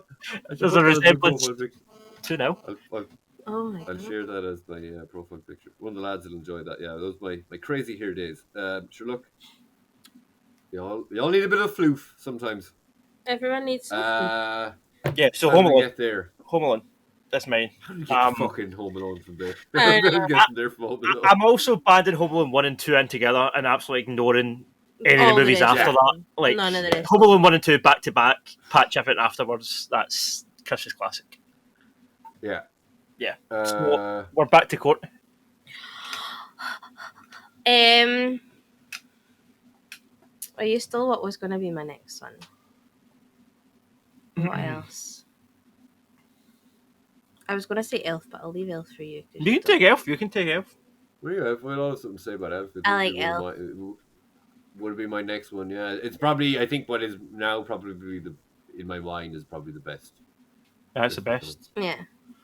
Will Ferrell, unhinged, magical Will Ferrell. I think. Santa. I think at the time it was the best. It was mind blowing. It was no one had really done that sort of comedy in a Christmas movie, and I think it was quite in a way pioneering for a Christmas movie to be that insane. I would disagree with that. I don't know. Yeah. The Grinch. Really? I don't know. I just think But at the same time, but like Christmas comedies are The Grinch. National Lampoon's Christmas. I think with how I don't know. Scrooge, like even Scrooge, it wouldn't be as hilarious. It's still a comedy. Planes, Trains, and Automobiles. Yeah. Sure. Okay. Right. Fine. So Home Alone. I don't. That particular type of comedy, though. But I don't even know. Like, because Bad Santa is probably before then. And The Grinch. Even I don't know. Yeah, Bad Santa was after. But was it? Yeah. Christmas. Elf was the OG. Well, like Elf is old. But Elf isn't really like an adult. Like it has elements that were popular of the Will Ferrell comedies, but like I think the issue with like, it's more of a kid-friendly comedy. I do think Elf, though, and for me, in the way that the jokes in Home Alone don't age, I think the jokes in Elf do a bit. Like, there's only so many times you can hear him say, "I'm They Bud were Elf, the what's your favourite same colour?" year. That Bad Santa, really. 2003. Like, I don't know. I think that Home Alone holds its funny better than Elf does. Really? Yeah. Wow. Okay. Yeah. I'd see Elf as that kind of cartoonish Simpsons kind of evergreen humour. I take Elf as like, obviously they're all Christmas movies, you've seen them all a million times before, but Elf's the one that I'm like, now he's going to go here and do this. Okay, he's done that. Now he's going to go and do this. Oh, he's done that. Like, I find it very play by play at this point. I've seen it that many times. It's still good, but it's lost a bit of its kind of like magic, I think, in a way that Home Alone hasn't. I don't know. I'd say, like, from my recent rewatch of Home Alone was like, it's still very enjoyable and stuff, but I kind of think it was more apparent to me that I would have copped before how Macaulay isn't really much of an actor, really. It's more, his is more just personality and charm. Whereas Elf, I think, bar for bar, like, I guess maybe I haven't watched it. I think Elf, in a while, but if you think about it, it's as a Jon Favreau movie, it's a really kind of highlight in his filmography, and I think Will Ferrell's performance in that movie, like, as much as I don't like The Grinch as a movie, no one else but Jim Carrey could have done that in the same way that no one else but Will Ferrell could have been Buddy the Elf. Like, I think it was perfect casting. You know, what do you not like about The Grinch? I think The Grinch is too nice. It's too happy and too whimsical and too hallmarky, Christmas cardy. I don't know. It's a bit too. You're really pretty. You're really pretty. You're really pretty. You're really pretty. You're really pretty. Just talk to a ring. a Grinch ring. No, I'm convincing myself to keep it on. Yeah. For a second, they were like, "Is she wearing like Christmas jewelry?" No. She's considering ending the engagement. It's just it's happening. Me keep it on because it's really pretty. Yeah, I don't know. Elf's great. Let's watch Elf tonight. I don't know. It's good. Yeah, I don't know. I think you could... Dad, sometimes when you have criticisms of films, I think you never say anything that you couldn't just say about any film. It's always, he's going here, he's going here. But if you know a film... Yeah, they all just go here and do things. You might get a bit bored with it, but it's not if you know a film and you rewatch it, it's the same event. But I guess it's more obvious than others. More apparent. Than it is yeah, it's more apparent. Yeah, I think that's the issue. Like, because that's what I'm saying. Like, I've seen Home Alone just as much, if not more times than I've seen Elf. And he does the thing, and he makes this. And he makes this lady, and to be fair, I'm getting a wee bit like that with Home Alone, but then something happens that makes me crack up, and I'm okay with it. Whereas Elf, the last couple of times I've been like, I don't know, just a bit nonplussed. Maybe he's just more having a thing of cycling films as opposed to just watching them every year. Do you know what I mean? Some films just like, okay, I've done this 3 years in a row. Give it a break. It's in your face, right? I don't think we're winning Courtney back in this concept at all. No. Elf is great. I'm not saying it's a bad movie. Will Ferrell's great, and it's a good Jon Favreau movie. It's just me that has an issue with how many times I've seen it. That's all. It's you that's got an issue with more things. Yeah, I remember a couple of years ago. Funny, speaking back to like experiences with depression or whatever, there was a certain point after I got over like full on depression that I like gained an ability to cry when watching stuff that I didn't really have before. Never used to do it. And then it was like fucking everything. I remember like some random episode of How I Met Your Mother where like Ted's childhood friend comes to meet his new crew and none of them. Huh? because it's so painfully unfunny. It made you cry. No, I was a big, like, even as much as I grew to hate Ted Mosby, like some of the early first 4 seasons of How I Met Your Mother were like at a good place in me and my friend group. I think I talked about that before, but one of his childhood friends comes to meet the group and you can just see that he doesn't fit in anymore. And it's like, and this is even at a time where not exactly I had that feeling, but the idea of like someone who used to be your best friend just doesn't fit in your life anymore. That was good. But anyway, the bit where they all start singing at the end of Elf and it helps Santa's thing fly. Easy when you're sleeping. Every actor singing those lines, I just picture as a child and I burst into tears. I just think as a little baby, a little kitty singing that song that everybody knows.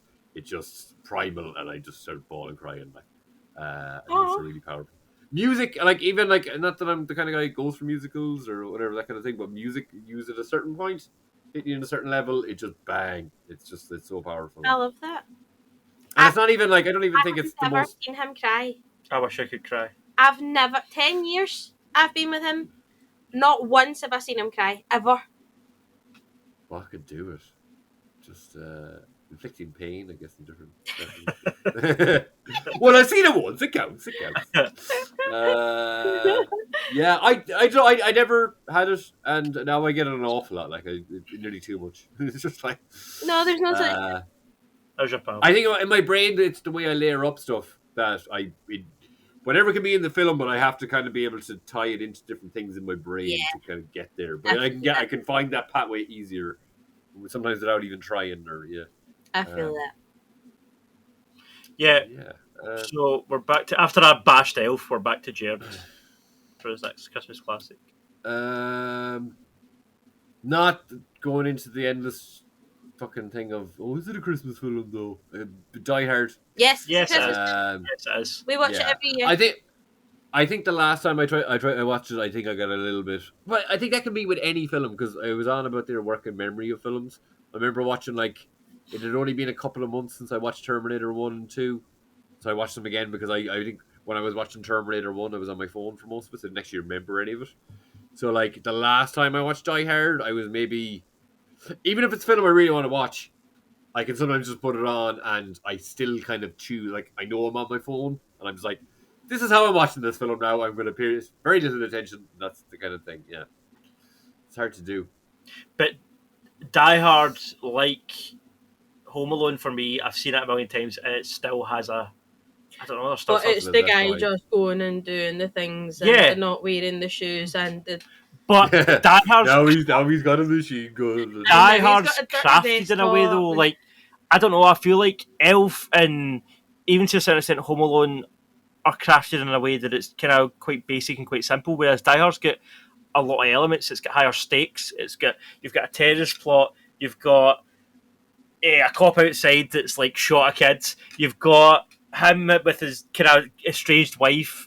You've got like there's more to Die Hard. Elements of the story. You can say the same things about the elements of the story from Elf. And you've got in a positive way. You're not like that's not.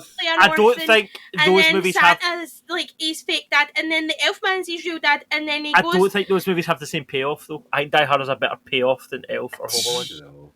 I think the James Caan stuff in Elf is palpable. Yeah, it's you good. Can tell he it's just good. like him, and it's just not Hans Gruber. No, I think I seen some like proto Mythbusters before we had the internet, before we ever saw Mythbusters, and it just basically it was on the BBC, and it basically just dispelled like John McClane jumping off the building at the end with the fucking the fire extinguisher hose. That I would have snapped him in half, and every time since I've been like, "Oh fuck!" Just ruined that film for me. Like, just especially the way he done it. Anytime you watch any film with him, he goes, "Nah, that would break." Nah. Yeah, but I like Fast and Furious, right? It for me depends on the film and how they portray it. But some things I'll try extra hard to explain or whatever. But sometimes it can just take me out of the film. But it's kind of the film nerd I am really. But still. Like, it's just got that kind of Indiana Jones quality of he's plucky underdog, he gets his ass handed to him, kind of stuff. While I think in years gone by, I used to think the third film was the best of the three. It's not really like the other ones, I guess, because it's not set at Christmas. Second one, I don't think of it as anything. It's just like a non-film to me. It's like so uninteresting. What was it? The Mark Bernardin, who I mentioned a couple of times here. He's Kevin Smith's co-host on Fat Man Beyond. Fat Man Beyond. He's a black guy. He was commenting on the actor who. Let me see. I get his name up. He died. Actually, he's the tech guy, the IT guy for Gruber's crew. He just died. Yeah. Oh yeah, he passed away. Yeah, I'll just read this something. Out. I think. What the fuck is it? Oh, here it is. So Mark Bernardin said after he died. So when looking at roles black character actors had in movies, there is a BT and AT, before Teo and after Teo. So that's the guy, the tech guy for Hans Crew. To the best of my knowledge from my chair here, he was one of the first black dudes on screen whose primary identifier was smart. Teo was a computer genius. Teo shut down Nakatomi Plaza. Teo connected all Hans Gruber's T's. Teo declared the quarterback to be toast. I think that's maybe from the film. Or maybe quarterback is toast. Yeah, it says that. Oh, okay. I thought it might have been previous. Like, he's not seen that film too many times. Let me see. He wasn't slick. He wasn't an athlete or a tough guy or a space pimp. Clarendon, Gillards, Juniors, Teo had a big ass brain and was valued for it. I'm sure Gillard went on to do more in his career. Apparently, he was on Walker, Texas Stranger for 73 years. But yeah, kind of joking. But he will always be honored in this house for Teo. But that's something I kind of remember when I was younger. Not so much, obviously, from the diversity, portrayal or whatever. But I always kind of thought it was interesting from a young age that they treated the common criminals as real characters. They're not just all villains. Like, do you know what it was? It was the music that played when they unlocked some of the safes and they got into like some of the candy bars. That music just treating the villains as kind of like real people with like, that you could That's another reason I love Die Hard. It actually reminds me a bit of Metal Gear Solid. Like, Nakatomi Plaza being like an enclosed space that he's talking about. He's calling it air vents the same way that Snake did in Shadow Moses. And then the fact that the villains all have their own distinct personalities and you get to know them all before they get picked off one by one. Yeah. It's quite Metal Gear, like, in a few ways. Everything quite Metal Gear. I guess. This podcast is nothing but reverting to Metal Gear and Resident Evil. We've already got the Resident Evil in. At least you only get it on a podcast. You can put it to Brett, right? You can put well, I wanted to say before Courtney started, but it'd be a very Resident Evil 1 joke. Is like, yes, Courtney, the master of Christmas. You know that, the master of unlocking? Yeah. I'll take that. But what was the point of that? I heard someone else mention like all of the characters were like you just got them and then you kind of without much details you got to know they were still stereotypical characters in a way. You kind of got to know who they were by very little information. Yeah, you're like, oh, he's that guy, he's the smarmy guy, he's the IT guy, whatever. But yeah, it's just like, and then like I'm always a big fan of those like the lead character like Indiana, getting his ass handed to him until he does something kind of. Bit of a dirty, gruff and ready fighter, and he does something, and he gets there. Like I've always been a fan of that. Yeah. Even the very start, like people say, "Oh, it's on a Christmas." The film starts off with a Run DMC Christmas song. Yeah. That the young limo driver is playing. Argyle. And the guy, the cop who doesn't get he went on to be Family Matters or Family Affairs? Al Powell. The shoots the guy at the end. I actually just saw some random clip from his sitcom. I've never seen his sitcom, but it's like at the very end of the show, his kid comes in with a little buddy, and he goes, "Bet me $5. You said your dad doesn't look like the dad from Fresh Prince." And then, fucking, what's the actual actor's name? Philip Banks. Oh God, what's his name? He was Shredder. I can't. Yeah. Remember. Jesus, I'm blanking. for respect. Let me see. That actor just walks into the set at the front door and he doesn't really say anything. Avery. And fucking James Avery. James Avery, yeah. So Gosh. let's make sure. James Avery just walks in, and I don't even think he says anything, and it's not. I think it's supposed to be kind of breaking the fourth wall, but he just walks in, kind of stands there, and the fucking audience goes mental. Like it was very, and they do. I didn't think it before, but they do actually look like each other. Yeah, and like like the funny, the interesting relationship between John McClane and Al Powell. No, his wife. Holly Gennaro. Holly. Oh, Christmas Eve, Polly. There you go. Oh yeah, they have a very interesting relationship. She's an interest. They're not just back together or whatever. Like there's obviously animosity between them. She's an interest, and she's like has her own wiles and kind of she's kind of doing her bit too to help as best she can. And then there's there's Hans, but then there's the extra 80s coke doing douchebag guy. Yeah. There's a lot of fun elements to it. Yeah, what a film. Absolute class. So Dan, me again. Would I go with you? Actually, I only really like a handful of Christmas movies, so I'm going to shout out a recent one. I know what you're going to say. That only came out this year because it was a lot of fun, and even you said after we watched it that it was going to become a staple. It has to become a Christmas classic. Violet Night was great. Violet Night was way better than I thought it was going to be. Violent Night. Yes. Violet Night with David Harbour. That's the David Harbour one. Oh yeah, so like Die Hard again. From what I've heard, not in a bad way, but it's just very Die Hard. It's Die Hard. It's Die Hard. It's Home Alone. It's John Wick. Bad It's Santa. Home Alone. It's Can you get that online yet? I'd love to watch that. It's well worth a watch. So good. Yeah, it's really good. It's not. It's only cinema released at the moment, is it, or didn't get it just pushed out? I don't know if it's on VOD yet. I'm sure it will be by Christmas. I'm sure it'll be on VOD, but I'm not sure when. It is fantastic. It's such a laugh. It was just I knew it was going to be good, but David Harbour's so great and so charismatic, and what they do with the Santa lore is really interesting. Yeah. Like the fact that they keep some traditional stuff, like how he has to touch his nose to go up the chimney and stuff, like the wee touches like that.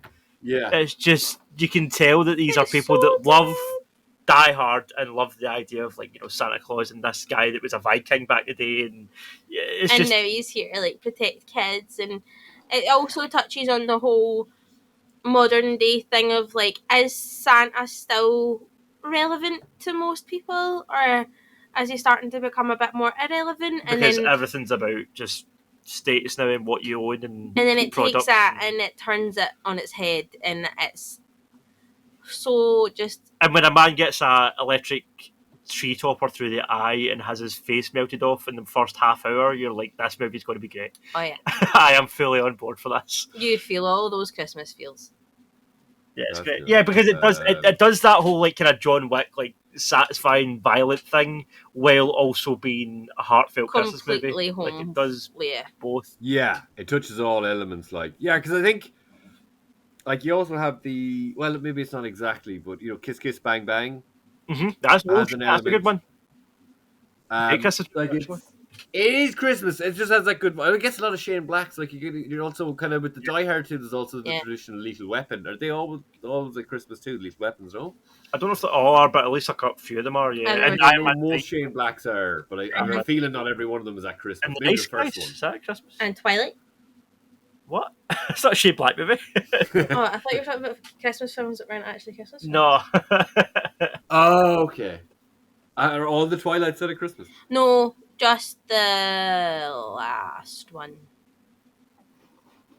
Yeah. Yeah. The last one. I guess it is fun. It's an interesting concept to have, if you're doing a series of films, or it's going to be a 4 to 5 season film franchise. Say what at Christmas. Where were we? Sorry. So I haven't seen it. Pity. I would love to watch that right now, but it doesn't seem to be online. I know there is kind of alternate films of similar vibes that I could be watching. Yeah, Violet Night's great. So good. Really good. It's so fun. Yeah. So you again? Me again. I was gonna go super classic with my next one and say The Grinch. Well, this is your last one. We're doing 3 each, right? You can do honorable mentions. Okay. But Yeah, the we Grinch can is, quick fire some that's after. been mentioned. The Grinch. Yeah. See, like I said, I don't love that movie, but Jim Carrey is incredible. Like his performance physically and his comedic timing. We watched it a couple of nights ago, and I just quoted the whole thing, and you were like, "What's wrong with you?" I feel like whether you love Carrey or not, which I've kind of had. I loved him when I was young, and I've kind of went off him as I got older. Yeah. I think that was him at the peak of his powers. Like he's great in the mask. Well, it's a very particular character too that fits. Like not every like if it's a real world setting, Jim Carrey doesn't like his up to the limit expressionism and the way he does things. It's not always fitting, but something like that. Like essentially, it's a live action cartoon. Like Yeah. it's totally Perfect. Yeah, he's. See, I'm not perfect. a Jim Carrey fan at all, apart from the Grinch. I was, but I don't think I could. Like the things that I liked about him when I was young, I couldn't really watch now. I tried to watch The Mask a couple of years ago. It's like, No. Truman Show is a great too film. much. Truman Show. I like him when he does serious things. Yeah, that's very different though. Like that's Mm-hmm. that I don't think you can really take him for that. And his stuff was very gaudy and entertaining. Like when I remember you're Catholics, aren't you? Confirmations. Yeah. Remember I can distinctly remember one of my cousins me doing the not even know what it meant. You know the Jim Carrey, the Ace Ventura Sectum thing. Yeah. And I was like, we came down here for your christening, not to watch you do that. It's just like, okay. Yeah, and all his like catchphrases were just, I fucking love them and stuff. But like, I couldn't watch any of that stuff now, I don't think. But yeah, the Grinch. Cable Guy, will that come back around as a Christmas film? That's at a Christmas. I can barely remember that movie. Was that Christmas? I barely remember. That's something I think I could probably enjoy watching of that kind of humor because it suits the character he is. I don't really know the Grinch that well, to be honest with you. I have seen it, but just again, working memory. I don't have a great one of it. Like I don't know every single part about it. I've probably only seen it once, and it just hasn't really. Not anything against the film. I just haven't watched it enough for it to stick in my brain. The older I get, the more I'm like, I understand why he wants to live on a mountain himself with his dog and no one else. I get it. Yeah. I can feel that shit. I'll let you. Like, I can relate. Did I hear something about like he actually likes Christmas, but he just steals it on everybody else? Like he like when something said something like that, where it's like when he actually has he steals everybody's Christmas. That's the main story of the Grinch, isn't it? Mm-hmm. But doesn't he like enjoy the Christmas elements when he has them in his own little lair? No. Yeah, but he's in denial for him, like Daniel. Yeah, he's in denial for himself that he likes Christmas. So he tries to ruin it for everyone else, so that everyone else then doesn't like Christmas. But he does actually really like Christmas. Like Daniel. like when he has all the accoutrements in his lair, he kind of like enjoys. He actually dresses up his dog and shit too, doesn't he? Or did he steal someone else's dog? No, that is his dog. That is his dog. Max's. Oh, yeah. I think last year I might have tried to watch the animated one with with Benedict Cumberbatch. Cumberbatch, yeah, that was fun. What's thinking right? It was better than I thought. Yeah, same. Better than I thought it was alright. Yeah, he kind of played it very similar to Carrey's Grinch, didn't he? Yeah. Yeah, like I guess it's a character, and like but that's the thing when you say no one else can do that. I think like from what I've seen, at least the voice work there, I think Cumberbatch did it. I don't think it's like I wouldn't feel be so like when I heard of it first. I was like, sure, that film's not that old, but like why would you just do the same thing again? But it can be a bit different. I think I started the animated one and just thought it was grand or whatever. Like didn't get too much into it. Yeah, it's Carrey's physicality though. I think in that film, it's really he's like it looks made of rubber. Like it's like a rubber man. Yeah, and I can call. I think you could put Cumberbatch into a role like I think you could fill a role like that. I think he would do well in some. Voice wise, like I haven't seen much of his actual voice work, but like Schmog and whatever he's done, I could see him transforming quite a bit for a role. And who else? Back to Jerd. Me. What were the other ones I would watch? This is your last choice, and then we'll do the honourable mentions. I'm trying to think of ones I particularly watched a lot, and I really do genuinely love. I think we might have covered all of my main ones that I would think of. as like kind of long-term classics. I guess like Planes, Trains, and Automobiles is pretty fun. Like I don't have the great like to my mind now. I'm trying to think of it. Like it just has a lot of fun elements, like Eddie Murphy, Dan Aykroyd, Jamie Lee Curtis. No, that's Trading Places. It's you're Trading thinking of. Places. Oh, yes, it is. Yeah, of course. But Yeah, well, I'll stick with Trading Places. Actually, That's set at Christmas, right? Yeah, that's at Christmas. Yeah. It's all like Planes, fucking... Trains, and Automobiles is Thanksgiving with John Candy and Steve Martin. Really? Yeah. I didn't know it was Christmas. Joe, and probably just because he's in the transport scene. Is it a Home Alone 2 or 2? Is no 1? Yeah, John Candy. Yeah. Johnny's in 1. Yeah, first one. Yeah, like it's a bit bawdier. It's especially for an 80s film. It's like I had some boobies in it, but Really? Yeah, watching it with you was the first time I'd seen it. You're welcome. You introduced me to Trading. I'd never seen it. Yeah. I'd seen Coming to America, and I love Coming to America. I hadn't seen Trading Places. I think out of the two, I prefer Trading Places. I love Coming to America. Is it Christopher Columbus or? Well, Chris Columbus did Home Alone. Is it not? John Hughes? Trading Places is not John Hughes. I don't know. Let's go. I think he would be more. I think it's John Hughes, but I might be Trading wrong. Places is a brilliant shout. That's a great, isn't it? We should watch that. John Landis. Oh, that. Yeah. We were just talking about him last week, actually. Yeah. Courtney, you know all the crack with him with the helicopter? No. Is that Landis? Was that? Am I getting confused now? Who's the guy who did the original Ghostbusters?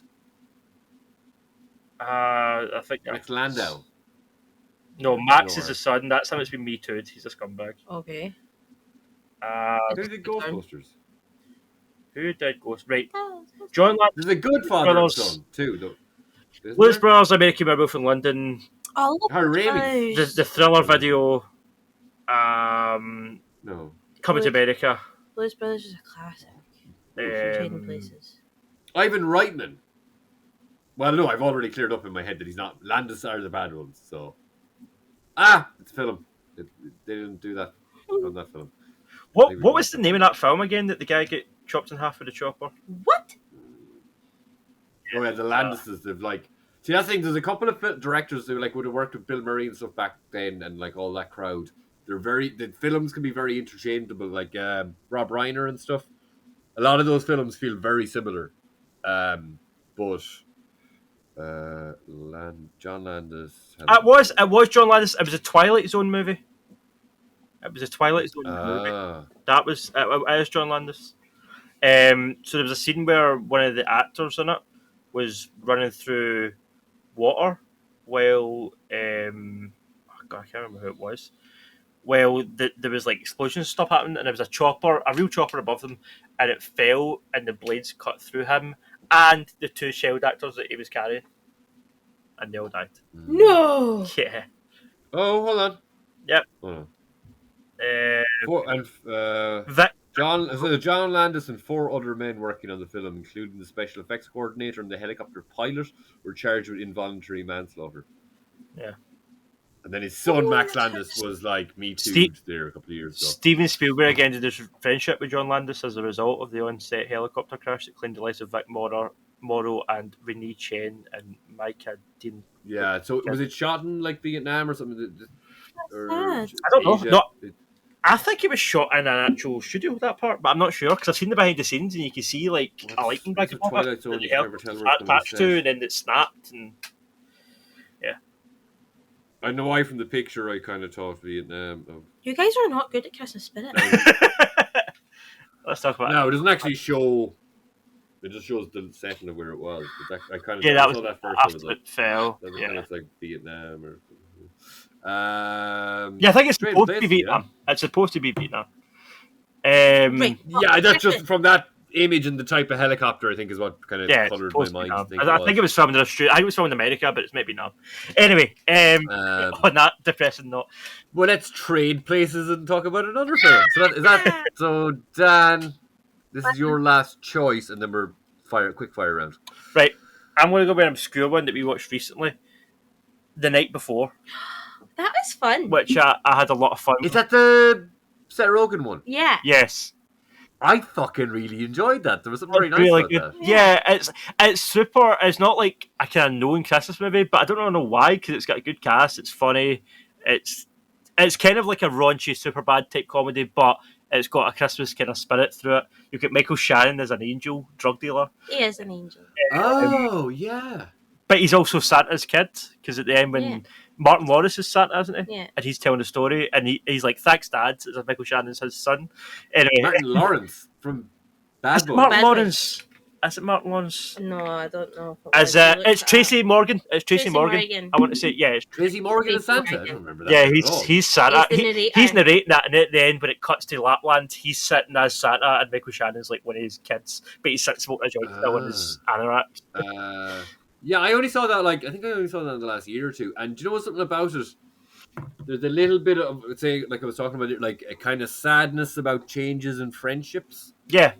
And not even just that, it just shows them like they're old friends. It's something very kind of, it makes you think of your old friends. Yeah. And like the bit with the Penny's with Kanye song now, but that bit with the Kanye song that kind of recreates the big piano bit. Oh, yeah. Is fucking great crack. Yeah, and it's great. I still look. And Miley Cyrus at the end's great as well when she's on it. Huh? Miley Cyrus showed up at the end. She's really funny in it. I must actually, I need to watch that again. I really enjoyed that. Yeah, I'm watching something today. I don't know what it is, but I'm watching something. It's 4:00. I'm plenty of time. I'm watching something tonight, this evening anyway. I just fell asleep trying to watch shit the last 2 nights. That's a high contender if I can get it. Yeah. But I'm like, as soon as Christmas Day, even Christmas Day, if you're watching a Christmas film on Christmas Day, the film has to be set during Christmas Day, I think. Maybe not, but nothing. Stephen's Day is not a time for Christmas films at all. And like is that Boxing Day? So yeah, it's like watching a Halloween film on the 1st of November. It's like, no. I can watch a horror movie any time of the year, and to be honest, I guess it's a horror film, yeah, but not like a Halloween film. Mm. And I too think I can watch horror, especially in the last 2 years. I can watch horror films the whole way through the year. But the very first day after Halloween, on like 1st of November, I'm like, I don't really. I'll take a break. I'm finished. Yeah, because you have to get it in before the period, like. Yeah. Sure. Yeah, but geez, just a couple of things you said about there's so much I don't remember about it. And I think just the idea that Seth Rogen, Joseph Gordon-Levitt, and Anthony Mackie is a kind of triplet of friends. It's quite it's like on paper it's quite unlikely, but because they're also kind of charismatic and stuff on screen, their chemistry is really good. Like you buy that they're old friends. Well, I'd say I wouldn't be surprised if Rogen and Gordon-Levitt aren't friendly enough because they also did 50-50 with each That's other. right, they did, yeah. And if I imagine 50-50 is prior to this, and they're of a kind of similar generation. I'm assuming Mackie must be about their age too, is he? Yeah. Yeah, he's in his 40s now, yeah. He looks insane. Like, imagine I fucking love Mackie. He's so fucking cool. He's great. He always just seems like the best track. And he's even there's something about Mackie that reminds me of some of my friends because he's a little bit cheeky and stuff. Like there's a bit where it was some kind of press for one of the films. I think it might have been Infinity War, and it's him and Scarlett, or what's her name? Scarlet Witch. Elizabeth Olsen. Elizabeth Olsen, and he's kind of like he's talking something about him and Sebastian Stan like hanging out with one of her friends. Like, oh yeah, there's something. It was something daft. It was something. I think he might even mention something about dick pics or something. Like it was. They were joking about, but it was very funny. Like, and he just seems like a very lad's lad. Like, and anytime he's interacting with anything that other cast in real life, he just seems like a lot of fun. Like I know that's kind of want to mention something a bit more risque, but it seemed that in good nature she was kind of joking about it too. Yeah. And yeah, he just seems like a very fun guy. And then I love Seth Rogen. Gordon-Levitt, I think maybe I don't see I wouldn't be the absolute warmest vibes for him anymore, just because I don't know. I like him. I do like him, but I think maybe over the years I'm just like, I don't have as much instant kind of love for him as I do for them guys, but not to say that I don't have some. And that film isn't enjoyable. You know, their whole chemistry between the three of them is what makes that film. Even if it is a bit stupid, like take like mushrooms or something. Yeah.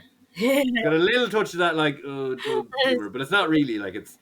To me, like Pineapple Express is the best weed film because it's not weeds in it a lot, but there's a story that they just There's more happen to going also on. smoke weed. Also Yeah, just it's had not to be high. just Yeah. a lot of those '90s kind of weed films. Apart from Friday, I don't know if they all stuck. Sorry, I'm just talking about weed now. Friday's great. I think all the Friday. I really want to go back and watch all the Fridays because I remember me and one of my friends used to go. In Ireland we call it mitching or going on the hop from school. And like one of the things we used to do, we watched Ferris Bueller every day, but we'd also watch if it was a Friday, we'd watch Friday. And like, young man, you just got knocked the fuck out.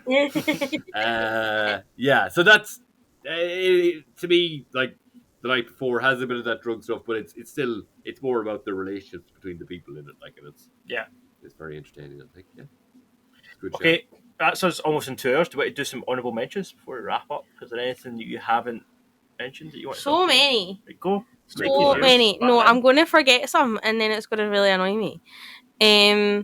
Kisses with the Cranks. Love that film. Make you watch it every year. It's hilarious. The Santa Claus 1 and 2, they are phenomenal. Actually, the best films ever. The third one's okay, but the first two, amazing. Is that series out now on Disney Plus? Yeah, I've not watched it yet though. Yeah. I don't know how I feel about it. Yeah, he's turned out to be a bit of a douchebag Yeah. anyway. But no, the first two films, best Christmas films ever. The Holiday, I love The Holiday. It's just nice. It's got Jack Black. It's a real laugh. It makes you feel nice. Potential sequel now, isn't it? Yeah. Yeah, that's interesting. That's exciting. Oh my god, what else? I don't know. There's so much. Bad Santa. Bad Santa, that's a good one. And do you know there's a wee gem that I don't think anyone else will like except for me, but I really enjoyed it and I didn't quite expect to. But there's a wee gem on Disney Plus called Noelle, and it's got Anna Kendrick in it, and it's got Bill Hader in it, and that's just a nice wee time. Okay, I enjoyed that. I love Bill Hader, and I have a serious crush on Anna Kendrick. So they are Santa Claus's kids, and then Santa Claus passes away, and Bill Hader is supposed to be the next Santa Claus, but he's really bad at it. And then he runs away to Phoenix, and Noelle is like his sister, and the only thing she's good at is making Christmas cards, and she's very self-obsessed and just loves presents. So sure then. Shut up. And she runs away to try and find him to bring him back, and then it turns out that she's actually supposed to be the next Santa Claus. So yeah, it is me. Of course. And yeah, no, it's just fun. It's nice. It's a good wee laugh. But I'm your type of guy that loves like your cheesy Christmas Hallmark movies too, like the absolute trash of trash. What's the other one you like that I bought in DVD that you can't get anywhere? Will You Marry Me? Will You Marry Me? That's a great film. The title alone, like it's called Will You Marry Me, and it's just so nice, and I love it very much. And it used to be my movie that I would put the Christmas tree up to because it was on Hallmark Channel like 3 years in a row. The day I was putting the Christmas tree up, and it was just by chance. And then I couldn't find it anywhere, and I got really sad. And then Daniel bought me the DVD, and now I can watch it whenever I want. Wow. I'm trying to think of a film. It's Anna Kendrick. I don't know if it really fully counts as a Christmas film. What's the name of the New Zealand actress who's very lovely? She seems very nice and everything. She's a good actress, but she was the kind of crazy neighbor in 2.5 Men. Oh, I absolutely adore her. She just seems like the sweetest person in the world. She was Rose in 2.5 Men, and she loved Charlie. Yeah, she could always go out mad shit. But she's been in loads of stuff. She's always fantastic. She's so good. She is also actually in Castle Rock, if this is the right person we're thinking about. Okay, what the fuck's her name? I can't remember. I'm trying to think. Wait, I think no. She might have been in a film where the. Give me a second. Gremlins. There's a wee honourable. Does that count as? Oh yeah. I was about to say. I was thinking of fucking Critters when you said it first. Melanie Linsky. Yes. Okay. Now that mightn't even be right, but let me see. Anna Kendrick. It's more of like a dramedy, but I think Melanie Linsky played as a director. Yeah. Yeah. So she is. And she's Rose. And do you know who Melanie Linsky is married to? Do you remember the guy who played JD's dad in Scrubs and died Mm. young, but he was in a load of stuff. He was a great actor. Yes, I Ritter. love him. John Ritter. She's married to his son, and his son looks awful like him. Oh. So I tweeted her. I made a point of trying to do it a couple of times. Like tweet if I've ever seen her. I think I might have interacted with her husband a couple of times because he posted something. I think she posted something about on the anniversary of her, her father-in-law's death. She probably never met, but she just seems like the fucking sweetest person in Yeah, the world. she does in seem real life. sweet. She just seems so like she's on. I listened to her interviews on Mark Maron and stuff. She just Yeah. seems, and she just seems so emotional and real. Yeah. She just seems absolutely I adorable. like her. But She's in Castle okay, I think I have it here. Huh? She's in Castle Rock. Castle Rock. Mm-hmm. Okay. Happy Christmas is actually called. There's this guy called Joe Swanberg, and he makes a lot of. I think it's kind of like mumblecore, very slice of life type films. Mm-hmm. But Happy Christmas, I think Anna Kendrick could. She either plays so the director plays. I think it's either Anna Kendrick's brother-in-law or sister-in-law is. Maybe Madeline Linsky plays Anna Kendrick's sister. Yeah, she does. But it's just it's a very it's not like a magical Christmas thing, and it's basically just Anna Kendrick's playing like a kind of a fuck up, really, basically, Yeah. who and like she comes to stay and help mind the kids, but she comes home one night drunk and just puts the pizza in the oven and falls asleep, and she's like a very kind of like self-centered person, but I think it's a pretty good film, and it is technically a Christmas film, which I kind of wasn't fully sure on. And I think maybe at the end she isn't a fuck up for like 5 minutes, and that's how the film ends. But it's just a good family kind of interaction film. And I think it's called Happy Christmas, so I kind of forgot that it even was. I can't believe you've not mentioned the night before. I'm not done. Oh, sorry. Yeah. Sorry. Stress me out. Talk about it then, go. Wait, no, but you're putting too much pressure on people. I'm mentioning other ones too. Deck the halls. Oh my god, look! Christmas Chronicles. Sure. What have we started? Oh, what else? Jingle All the Way with Arnold Schwarzenegger. That's a great film. That's the Turbo Man? Turbo Man, yeah. I was going to say that. I don't know if it's absolutely fantastic, but I watched that a couple of years ago, and that is fucking mental. It's a lot. Yeah, it's more of an event to watch. It's way funnier and kind of offbeat than I would have remembered. Yeah, I think it's very enjoyable.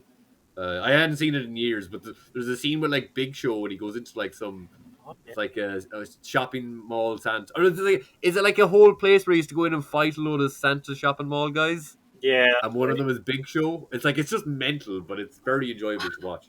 Miracle on 34th Street, Arthur Christmas, The Nightmare Before Christmas, Little Women. I'm not a fan of It's a Wonderful Life. Nah, it's too depressing. I don't really like that. I think.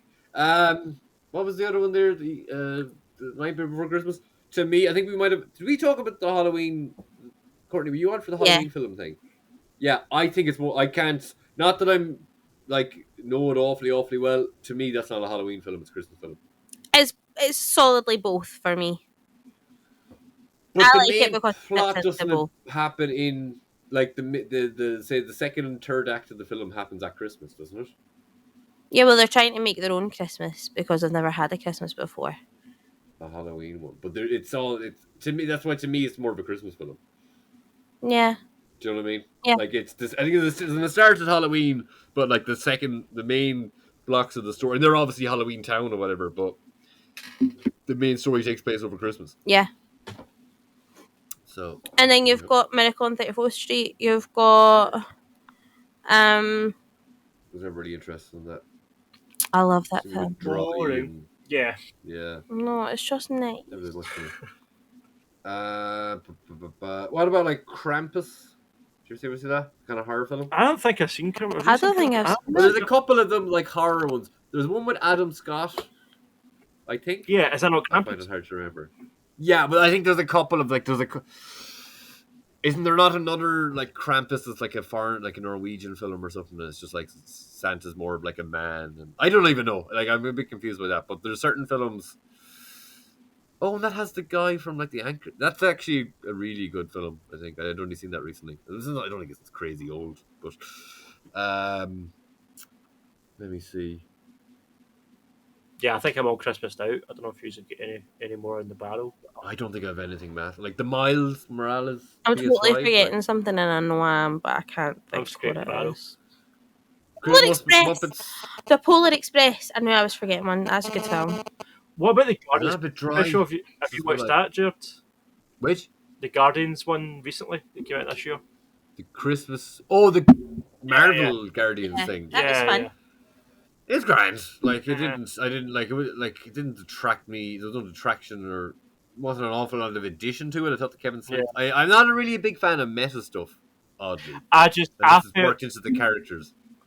Well, like it was for me it was the straw that broke the camel's back with James Gunn humour. I think it made me quite glad that Guardians 3 is going to be his last. I'm so sick of the same shtick over and over and over. You know, Batista laughing outrageous. To me, Mantis asking a Christmassy. silly question. Like I've seen it a million times. Like I just don't. A dumb musical number where they all sing and they don't know what they're singing about. Like, oh, how quirky! I don't know. I'm so done with James Gunn's humour at this point. Is Big a Christmas film? It's a big Christmas film. I don't think so. I've not seen it in years. I don't know. I remember if I'm being honest with you. Let me see. In Bruges, it's a Christmas film technically. Is it?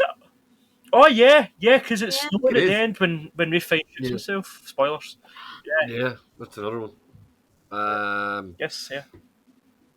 So Kiss Kiss Bang Bang. I'm just thinking like the actiony ones. Kiss Kiss Bang Bang. Yeah, Lethal Weapon. So there must be more Shane Blacks there. Iron Man 3. I'm at 3, but it's a bad movie. yeah, not great. Who wants my boy? Gremlins. I'm at 2. Muppet Christmas Carol. I thought you would have mentioned that. No. I like that. I'm not a Muppets fan. I prefer Mickey's Christmas Carol. I prefer Sesame Street. And I prefer the Donald Duck version of Scrooged. Okay. I seen a meme there not that long ago. It was about Michael Caine. It's like, oh, so Michael, this is a kid's film. You know, be fun and joyful. Blah, blah, blah. I'm gonna play this like it's a heart attack. I'm gonna play this as seriously as it's a heart attack. Yeah. And other than that, I can't really think. There's not many any. I'm sure there's something else that I'll try and like. The last couple of years, like I've got more into the like. You know, I'd say about 10 years before this podcast, where I really got into. Or even a little bit more, I got into like rewatching films. So like, it comes Christmas, try and watch as many. There's certain Christmas films that aren't really Christmas films, but I think of them as such because they used to be always on at Christmas. That'd be kind of Star Wars, Indiana Jones. Yes. James Bond films are a bit Christmassy, just by they're always the type of things that were played at Christmas. Mm-hmm. I don't think there's really any superhero stuff before the MCU that comes across. Batman, I guess. Batman. Batman. Tim Burton Batman's Christmas films. Is the first one at Christmas? The sequel is. Yeah, the first one is because the Joker's on the big float, isn't he? Jack Nicholson. So I guess. This is Thanksgiving. And yeah, all the Joker's clowns are like. I kind of feel like in the first and second film, the bad guys are the exact same. They're like very gothic, creepy clowns. I think so, yeah. I can't really remember. Doesn't like, for whatever reason. Well, no, I think Joker's gang are. But I feel like he fights. Or maybe I'm just kind of mixing and blending the two films together. Chris James. Any kind of like Superman, I think E.T. kind of comes in as a Christmas film because a lot of those films are like just TV stations in UK and Ireland were like these are Christmas films. Harry Potter, I think, kind of retroactively comes into that, even though I never really watched them. Yeah. Any kind of wonder films. If we've missed any, you can let us know in the comments. If there's any you're screaming out, like, oh, they're not talking about this Dynamite movie, then let us know. I very doubt it, since Courtney shouted out about half the Christmas movies ever released. We got them covered. I think from what we've discussed, Nightmare Before Christmas, or no. Fuck, what was the one? The Night Before, I could watch Elf, or Die Hard. I'm not really feeling it this year so far, so I'm just like, I watch. Yeah, today is basically my first. Well, I'm actually minding my niece and nephews, so it'd be nice to get a little bit more cute kitty Christmas, and we have a puppy and stuff. So I'm minding them on Thursday or something. Show them Die Hard. Actually, they've watched loads. I'll try and get in. I'll put in maybe Muppets Christmas Carol. Christmas with the Cranks is a good one for like younger people. Who's in that? Tim Allen and Jamie Lee Curtis. Jamie Lee Curtis. And Okay, so I think Dan I seen. Aykroyd's. I never saw it. I think I seen the thumbnail come up past me on my Netflix, and I And Deck kept the thinking it Halls, was the that mother. could get done too. Does any of them have the mother from Malcolm in the Middle? No, she's not the. Maybe Deck the Halls is Danny DeVito and and Matthew Broderick. Yeah. I used to love Ferris Bueller's Day Off. I think I was kind of said that there, but me and one of my friends used to go on the hop. We used to watch Friday film or Ferris Bueller's Day Off because Ferris Bueller's Day Off. My teacher, for some reason, put it on TV one day in school. So I was like, the bit where he's like, "Oh, how could I possibly go to school on a day like today?" And it shows shots of the outside, and it's all lovely. And we randomly had really nice weather in Ireland, so we used to do that every day, to not go to school and watch Ferris Bueller's Day Off. But as I've become an adult, it's was it Matthew Broderick? I think it was the year Ferris Bueller came out. The Accident in Ireland. Is this? Yeah, crashed into like two women and killed both of them. So like, I don't know. Matthew Broderick said as used to like him. And then he did a car insurance advert. So yeah, like recently, like he's back to like. There should be just a write-off there of like, and it basically just didn't happen. He got like a £40 fine, 40 under £100 fine, and well, him and Sarah Jessica Parker have just got a show on Broadway as well. Thingy was in the car with him, Jennifer Grey. Oh, was she? Was in the car, I'm sure. Yeah. Oh.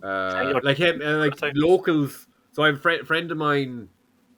She's from the area, and like, they be around. People don't bother them, but like, I don't know. I've never felt as enthused about his. I think just I'd heard about it, but like the fact that I was such a Ferris Bueller fan and like it happened the year first, so basically Ferris Bueller cancelled that out for him, and like nothing happened. Like he was driving on the wrong side of the road, or whatever. But like, I don't know, it should have been a bigger fucking charge than that. Yeah, and I think the family or like of the people who died are like they don't feel like he ever properly apologized. No. Yeah. I think maybe certain elements of the family maybe kind of accepted it, but like. They kind of just felt like it was never really, they lost two family members in a fucking car accident. Some young fucking celebrity just fucking crashed the car into them, like, and should have known what he did that. Like, I think even at a certain point he pulled in to ask for, not to completely shit over your enjoyment of Deck the Halls, but I think he had pulled in to ask for, and he was offered help or guidance or whatever, and he just didn't take it, or like, do you want us to drive you up and we'll show you where it is, kind of thing. He's like, oh no, I'm grand. And then he just seemed to not know what happened. He was like, "Oh, what happened?" Like the guards who came to the scene like had to tell him after the fact. He kind of said he'd memory loss or something. Oh my, convenient. There you go. On that note, you guys suck at Christmas spirit. Yeah, that's the fun of it. Christmas comics. Mark channel on now. Any Christmas comics? Christmas comics. Batman ones or something. Batman Snow is at Christmas. There's a Spider-Man comic at Christmas time, right? Spider-Man Blue. There's a fun. No, it's Halloween. The kid who collected Spider-Man is, I think, A Christmas Story. It's very sad, but it's very good. Superman for All Seasons goes through the whole year, and Christmas is included in that. And you've also got the Long Halloween, which takes you through Halloween, Christmas, Thanksgiving, through all the major. There's an X-Men story that is, if you have, I have it there somewhere. If you get the trade of Days of Future Past, it gives it to you. It's Kitty Pryde essentially versus the alien monster in the X Mansion. Like she's Jewish, so everyone's just out for Christmas, and she's the only one in the mansion. And then it's actually like some demon from another reality, but it's just drawn to look nearly exactly like an alien, like copyright safe version of the alien, and she just has to fight it by herself in the mansion. It's pretty good. I think it's like Silent Night or something. I mean, we talked about it last year, but like I think some of the cities at Christmas as well. I want to say which Sin City. Yeah. Oh, okay. That's at Christmas. Yeah, there's certain comics like because I guess they come out all just like films. They do cover it from time to time. Christmas episodes of TV shows, and it's going to be a whole other thing. Yeah, I'm sure Buffy has some good ones. We were watching Friends recently, and they were doing Christmas episodes. Yeah, their Christmas episodes are always good. Yeah, I've never done that really for a period. Just go through a list and just watch random episodes. Well, I guess it's going to work best for shows you've seen. I'm sure some of the Batman does Mask of the Phantasm. Is that actually a Christmas film? possibly, or maybe one of the Mr. Freeze stories. I feel like must be Christmas for that. I think Mask Phantasm is also because in the Joker in the I feel like there's definitely some element of that animated Batman universe that blends, like walks the line with Christmas at a certain point. And Simpsons, a lot of great Simpsons episodes, early Simpsons episodes of Christmas, and I'm sure there's others. And I remember being Always a Sunny in kid. Philadelphia had a great Christmas episode. I remember being little and watching like all the Christmas episodes on Disney Channel and stuff. Yeah, I think they were just pretty good. Like Father Ted. Yeah, they show it every year, and like a great Christmas special. It's still great. Father, look at us here now, all the lads. You didn't mention that. I hear it's the largest lingerie section in Ireland, Father. Jared, are you not just so offended by his Irish accent? I mentioned, I don't know if the guy's from Glasgow, but I think I tried to send you the Instagram link. Maybe I'll send it to you, Courtney, after this, just so you can show Dan. I know he's I can't open it. Instagram. As boomer enabled. But it's like my mates interviewed this guy who does storytelling in Galway, but he's definitely got a Scottish accent. Maybe from listening to him now, you'd tell me if he's from Glasgow. But I think he's also his Irish heritage. And on the podcast, they talk about the kind of mixture between Irish and Scottish folklore. Like there could be like Scottish versions of Irish folklore and vice versa. But like in Cuchulainn, who's like our big, who's actually a Marvel character also. But his whole thing was he was the hound of. I'm going to get this all wrong. Basically, you have to fight this big dog, and with Hurley. So in hurling, there's the hurling stick, and there's a slitter, there's the ball. He like hit the slitter and down the dog's throat. But he apparently went to go sword fighting training in Scotland, which had the best sword fighters in all of the world, but they were all women and they all wanted to ride him, so he left. And but apparently there's a couple of like big Irish folklore stories that like the character will go to Scotland in the story, or there's very similar stories but just set in the other country or whatever. So that's the podcast is called the Schnug Podcast. I'll try and get a link for that to you put on thing. Yeah, we mentioned there, but it's just a fun kind of mixing of both our cultures. Not necessarily Christmas-y, but. Comment below. Let us know your favourite Christmas movies. Let us know if there's any we didn't cover. Stay tuned for an episode possibly next week doing the best 2022, best and worst of this year. We'll record that at some point. That'll probably I have to see with that. I don't know. Timing for the next couple of weeks is limited. Yeah, if not the next couple of weeks, we'll do it in January, but whenever, we'll get it up at some point. But as I said, we're going to go and see Avatar 2 tonight, so we will also be back to give our thoughts on that at some point. But until then, subscribe, like, share, comment, share us on Twitter, follow us on Instagram, Facebook, YouTube, Spotify. Leave us a review if you're listening on a podcast service or of any type, subscribe to the channel, leave a like, do all that good stuff. And stay tuned for the 2022 best of episode.